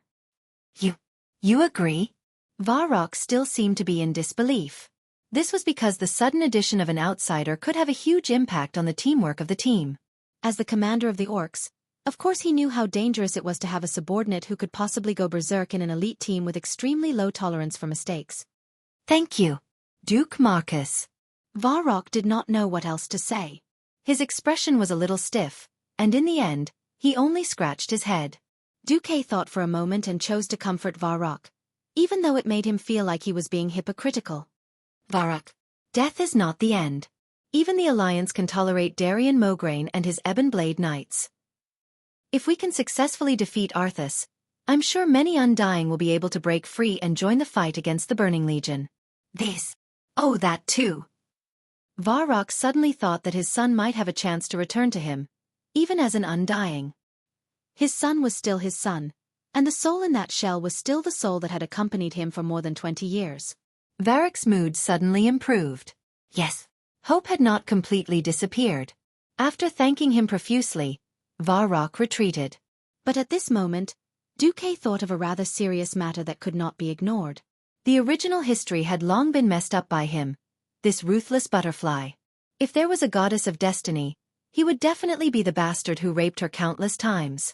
But here came the problem. In order to prevent the undead and undead from rioting, Bolvar for Dragon, who was burned by the flames and tortured by the idiot, succeeded as the Lich King and became the third-generation leader of the Lich Kingdom after Arthas died. Now that Bolvar was alive and well, then, if there really was a Lich King, where would Duke find the noble and awesome soul to sit in the Lich King's position? Chapter 1697. Bolvar, who became the Lich King in history, was a Lich King who had no sense of existence. In a sense, he was not as famous as the four horsemen of the new apocalypse, who later belonged to him. In any case, there was the former king of Torrential Fortress, Sora's Trollbane, and the white-legged Sally Whitemane of the Blood Dog couple. So when Xueqi thought of this problem, he was still a little annoyed. I can't kill for Dragon just because there's a Lich King, can I? Xueqi laughed bitterly in his heart. One could not become a Lich King just because they wanted to. First, they had to have extraordinary willpower. Without willpower, there was no spiritual power, and there was no way to cross the void and control the immortals from thousands of miles away. Without willpower, even if they were placed on the throne of the Lich King, they would not be able to do anything. In his previous life, Bolvar was betrayed in the Gate of Wrath, and then burned by Alexstrasza, who temporarily became the Minister of Foreign Affairs. His whole body was bathed in flames, and the plague virus in his body was burned to ashes, pulling him back from the brink of death. Of course, no one could withstand such a high temperature of the red dragon's flames. Bolvar's body was tormented by the flames, but he was already half alive and half dead. Later, the Lich King found him in the Gate of Wrath and brought him back to Icecrown Fortress, trying to turn him into a Death Knight to serve him. But Bolvar's strong willpower prevented him from obeying the Lich King. Bolvar had experienced the cruelest willpower training to become the third Lich King. Sigh. I'll cross that bridge when I come to it. Xueqi gave up on worrying about the future. Xueqi suddenly laughed bitterly. Arthas's car had not been overturned yet, and he was already thinking about the problem of his successor. Wasn't that a little too ambitious? Arthas retreating his troops back to Icecrown Fortress was not equivalent to a beautiful woman lying naked and begging for a frontal assault. On the contrary, it made the Scourge army into a tortoise's shell. Anyone who dared to underestimate this kind of strategic retreat would hit their head and bleed. Xueqi was still playing it safe. First, he had Gavin Rad and Theon lead the Silver Hand into the field and occupy the Dark Cathedral and the Evil Castle in the middle of Icecrown Glacier. Once he gained control of these two key mana vein nodes, he would be able to destroy the magic array that Earthies had set up in the Icecrown Glacier. Xueqi didn't even let Naxxramas or the Dalajans sit directly on either side. Instead, he asked Neru to purify it before personally setting up a magic array. Should I say, as expected of the filthy demon queen? Xueqi really did find something fishy about these two earth veins. It was a very secretive magic spell. If someone or a powerful magic system extracted mana from it, it would be fine normally, but once it entered 100% status, the spell hidden in the mana vein would be triggered and inject the will of the Lich King into the magic system. Tisk, have we been discovered? Dragon Lich Maligos spat. Anastrian, who had an ice skull on his head, laughed. How could that little trick fool Duke Marcus? Humph. After occupying 5 of the 6 mana veins in the Ice Crown Glacier, Xueqi could finally announce that he had obtained overwhelming control of the magic net in this area. From this moment onwards, Ice Crown Fortress would no longer receive an abundant supply of mana. As long as they were willing to work hard to weaken it, they would definitely be able to make the Ice Crown Fortress lose its mana. Throughout the second half of March, the Allied army had been setting up cannons. From the Dark Cathedral to the Door of Fear, Kaelisa, and then to the Evil Castle in the middle of the region, the Alliance had set up more than 5,000 heavy cannons with a caliber of 150 mm and above on this purified land. 3 new Gustav cannons, which were the most representative of the cannon doctrine, were placed behind the back slope of the Evil Castle of Malakaris, which had the highest terrain. Length: 42. 97 meters width. 7 meters height. 11. 6 meters weight. 1,350 tons caliber. 800 mm length. 32. 48 meters weight. 400 tons shooting angle. Plus 53 degrees shell weight. 71 tons, armor-piercing shell. 48 tons, high explosive shell. In an era without missiles, such heavy cannons could be said to be a true killing machine. In order to avoid a repeat of the incident where Arthes had blown up Naxxramas with one big move, the sneaky Xueqi had ordered all of the 200 mm and above cannons to be moved to the back slope, not giving the two fools a chance to attack directly. After all, the trajectory of the cannons was a parabola. Azeroth was a planet, and the ground had a natural arc. It was basically impossible to see anything beyond 4 kilometers on flat ground. However, the new cannons, which used TNT as gunpowder, had a range of more than 10 kilometers. And Frostmourn's Fury could only be used for direct attacks. Unless Arthes broke out of the encirclement by 20 kilometers just to dismantle the cannons, the 3 Gustav cannons were absolutely safe. When Xueqi told this to Magni, this unkind damn dwarf laughed for a long time. Ha ha ha. I was worried that my baby would be hurt. Now it's all right. Bu Lang leaned close to Xueqi and whispered. Big Brother is a classic example of forgetting his old love when he has a new lover. Previously, he kept muttering that the caliber of the new ship cannons was not as good as the small steel cannons from back then. Later, after the Alliance gave him money to build these giant cannons that can shoot tens of kilometers, his resentment subsided a little. Xueqi smiled bitterly. The small steel cannons that had once ended the Second Battle of the Dark Portal were, in the end, mortars. They could not shoot far at all.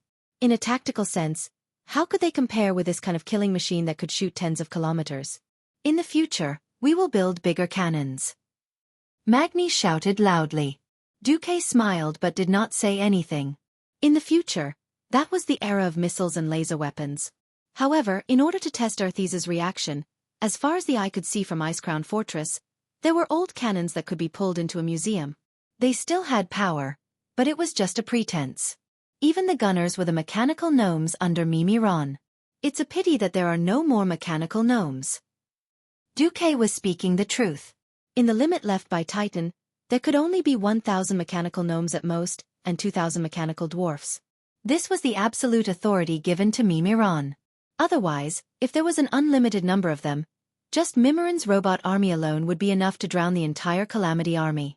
Mimiron, who was standing at the side, had electronic light flickering in his eyes. He suddenly said, Duke Marcus, if I can obtain Titan's authorization, the limit of my control will be 10 times the current upper limit. After saying that, Mimiron fell silent again. To be honest, Xueqi still did not know how to interact with Mimiron. There were many times when Xueqi could not find any common points with him. It was like chatting with a robot. He could not start a conversation. On the other hand, Mimiron was also quite supportive of the Alliance's battle. Sigh, can we only slowly interact after the war? Chapter 1698. There had never been a large-scale battle that ended in a single battle. The more he led a large-scale battle, the more Xueqi felt moved by this saying. If he wanted to end the war quickly, he might end up like the gates of heaven's wrath in history, smashing his head against a fool who had the advantage of geography and manpower. Arthas herself was powerful enough. She also controlled the mana veins of the entire Icecrown Glacier. Second-rate fighters like Bolvar and young Salyafar would be annihilated if they ran into her. After spending so much time to seize the geographical advantage and reduce the total number of soldiers of the Calamity army to an acceptable range, Xueqi finally began his attack on the Icecrown Fortress. Even so, Xueqi still divided the allied army into echelons and sent them up one by one. The sky above the ice-crowned fortress was always dark and gloomy, and the wind howled angrily. Ever since the explosion of the ancient Kalimdor continent, this gloomy chill had persisted for tens of thousands of years. The wind cut like a knife. Even though it was already summer, the temperature in the ice-crowned fortress was not higher than -20 degrees. The soldiers of the allied army put on thick cotton-padded jackets and gloves, wrapping themselves up like dumplings. Even their faces were covered with thick goggles and half-masks. Only the hot air coming out of their mouths and noses showed that they were alive. Asterisk whoosh. Whoosh. Asterisk 1, 2. 5 dazzling blue pillars of light rose from different directions of the ice-crowned glacier. Those were the magic formations on the 5 mana veins of the City of Calamity, the Castle of Evil, and the Cathedral of Darkness. Each formation was overseen by a top-notch radiant moon mage, such as the great astromancer Solarian. They chanted complicated incantations and used hand gestures that mortals would never understand to slowly fine-tune the energy output of the mana veins. Admittedly, all the formations had been personally drawn by Xueqi using the Titan runestones. The specific effects still depended on the spellcaster. Raising his head, the Lich King's gaze pierced through space and landed on the magic pillars of light. He quietly watched as the pillars of light grew brighter and brighter, connecting the heavens and the earth, as if they could reach the other side of the universe. Your Majesty, don't worry. The magic power of the 5 branches combined is not as great as that of the ice-crowned fortress, the Sun King comforted Arthes. Anastrian was telling the truth. The ice-crowned citadel had not been built randomly. It had been specially chosen by Nazul when he descended upon Azeroth. That first-generation Lich King spread his mind power throughout No Scent and searched for a long time before picking this place. Then, while strengthening his own forces, he dispatched various undead as craftsmen to build this unique ice castle. Although the 5 mana veins in the surroundings were very powerful, they were only about 70% of the ice-crowned fortress strength. However, when the 2 floating cities, Naxxramas and the Dalajan, appeared in mid-air in the distance to the southwest and southeast of the ice-crowned fortress, Arthas suddenly had an ominous premonition. No. I'm going to destroy a floating city first, Arthas said as he stood up. Just as he was about to make a move, there was a sudden rumble in the sky. It was a line of fire falling from the distant sky. A huge comet fell diagonally, breaking through the dark void, smashing through the thick clouds, burning the cold winds in the atmosphere into blazing turbulence, and finally aimed at the ice-crowned citadel. Arthas was no stranger to this scene. AI. This name was almost squeezed out from under the heavy black helmet. It was the moon goddess Elune. Azeroth was the only true god, and this was after excluding Sea, Thun and the other evil gods. Although Elune had never truly descended upon this land for unknown reasons, this did not prevent her from participating in this war in her own way. On a high platform facing the northeast of Naxxramas, Tyrant stood against the wind, her green hair and snow-white priest robes fluttering in the wind. The mysterious moonlight transcended the barrier of day and night and descended upon her, communicating with her and communicating with her. The goddess used her sharp eyes to lock onto her target. Her physical and mental strength were pouring out like a broken dam, and for a moment, even Tyrant felt like she could not hold on any longer. Soon, a smile appeared on that holy and heroic face. The final adjustment had been completed, and the rest was up to gravity. Perhaps Arthas could try using a light cannon to see if it could stop the meteorite from falling, deflect it, or something else. Elune would naturally protect this falling meteorite with her divine power. No matter what Arthas did, Elune's goal of consuming the magic power of the ice-crowned citadel would be achieved. Behind the Lich King's helmet, there was a clear anger in the pair of deep eyes. Humph. Send it to me if you have the guts. When passing through the atmosphere, the strong friction would cause the meteorite to burn and reduce its weight. Even so, when it fell to the ground, there would be at least 1,000 tons of meteorite. Coupled with the terrifying kinetic energy, even the sturdy ice-crowned citadel would not be able to withstand a meteorite head-on. This was an open plot. An open plot that Arthas could not resist. A beam of white light that seemed to freeze everything in the entire field of vision was shot out from the ice-crowned citadel. Arthas finally made his move. Frostmourn's Wrath. The white freezing beam collided with Elune's purple and blue meteorite in midair. It burst into a dazzling brilliance like fireworks. Ah, so beautiful! Jaina, who was guarding Naxxramas, felt as if she had returned to her childhood, when she first saw fireworks. Next to her, Xueqi smirked. Wow!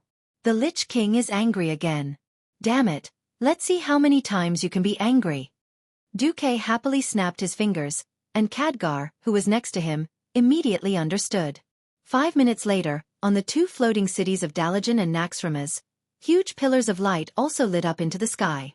On the frozen throne, Arthas suddenly lost his voice. What? If he was not wearing the full face helmet that covered all his expressions, his face would probably be very ugly right now.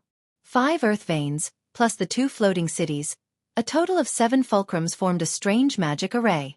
7 beams of light pierced the sky, and as they were about to penetrate the atmosphere, countless glowing Titan runes began to spread. They emitted a mysterious radiance, and in a way that Arthas could not understand, they finally formed a huge circular magic array. The earth trembled slightly, and the entire continent of Northrend was dyed purple and blue. It was as if the sun had risen at the end of the night, forcefully and domineeringly erasing the stars and the moon from the sky. There was only one color left in the world. Chapter 1699. Countless soldiers of the Allied army witnessed this scene. Everyone's mouth was unconsciously half open as they sighed in astonishment. This was a grand scene that only existed in epics.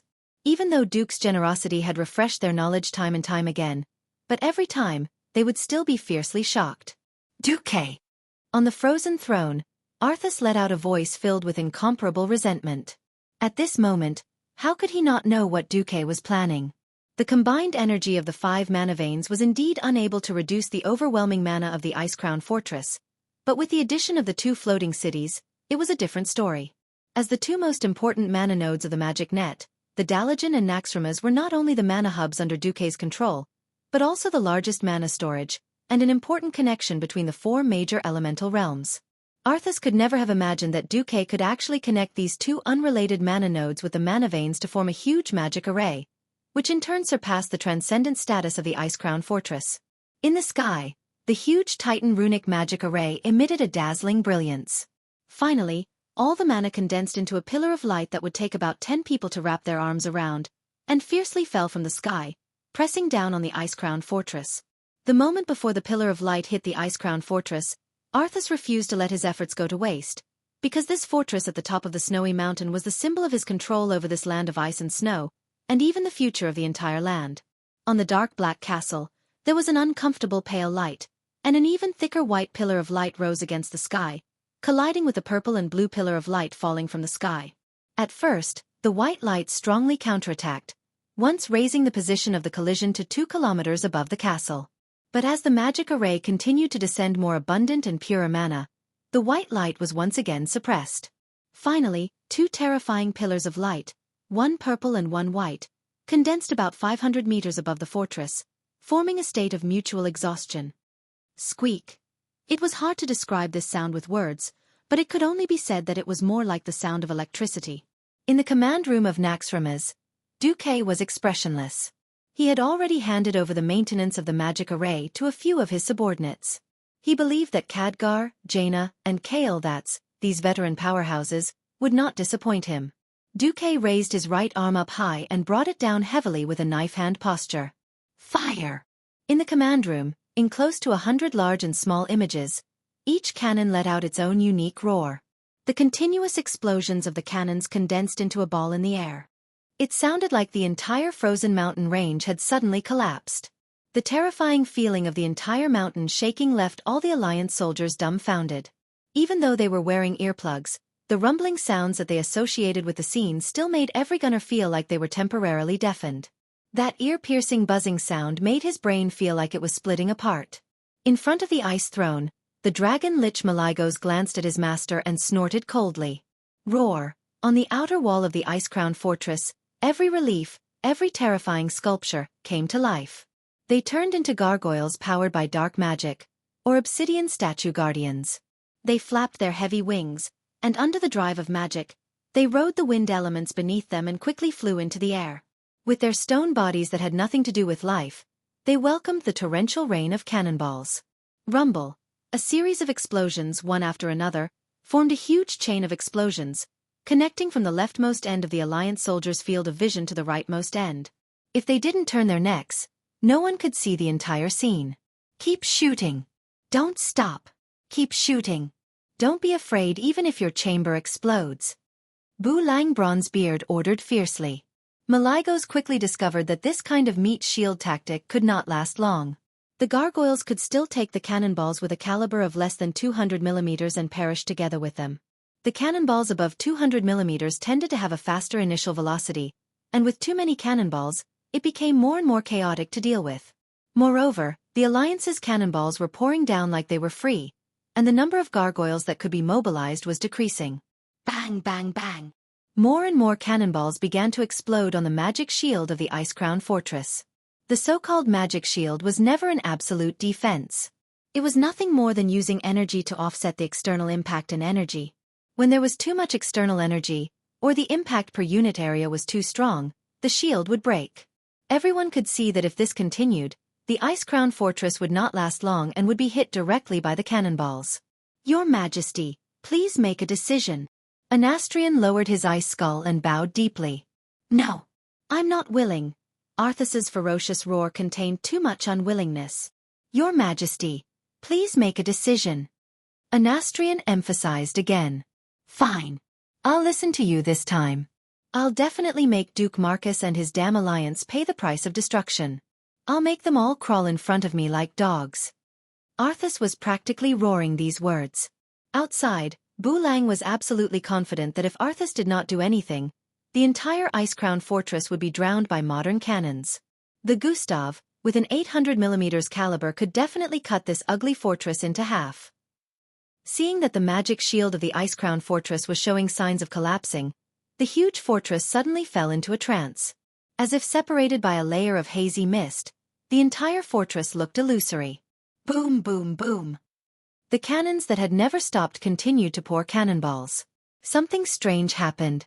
The moment the huge cannonballs touched the mist, they suddenly slowed down. The cannonballs that could only be seen with the naked eye all slowed down as if they had fallen into an extremely viscous paste. Their speed became slower and slower. Finally, in front of an unknown mysterious force, they were crushed and exploded. Even if they exploded, the range of the explosion was very small. At most, the flames and shrapnel of the explosion could only reach a meter away. Then, the entire cannonball disappeared without a trace. What? What the hell is this? In the sky, there was no longer white light fighting against the purple and blue cannonballs of the giant Titan rune magic formation. When the terrifying energy of the Titan, which should theoretically be able to destroy heaven and earth, crashed down, it merely caused the entire fortress to fluctuate in confusion. It was like a ripple caused by a small stone thrown into a calm lake. That was all.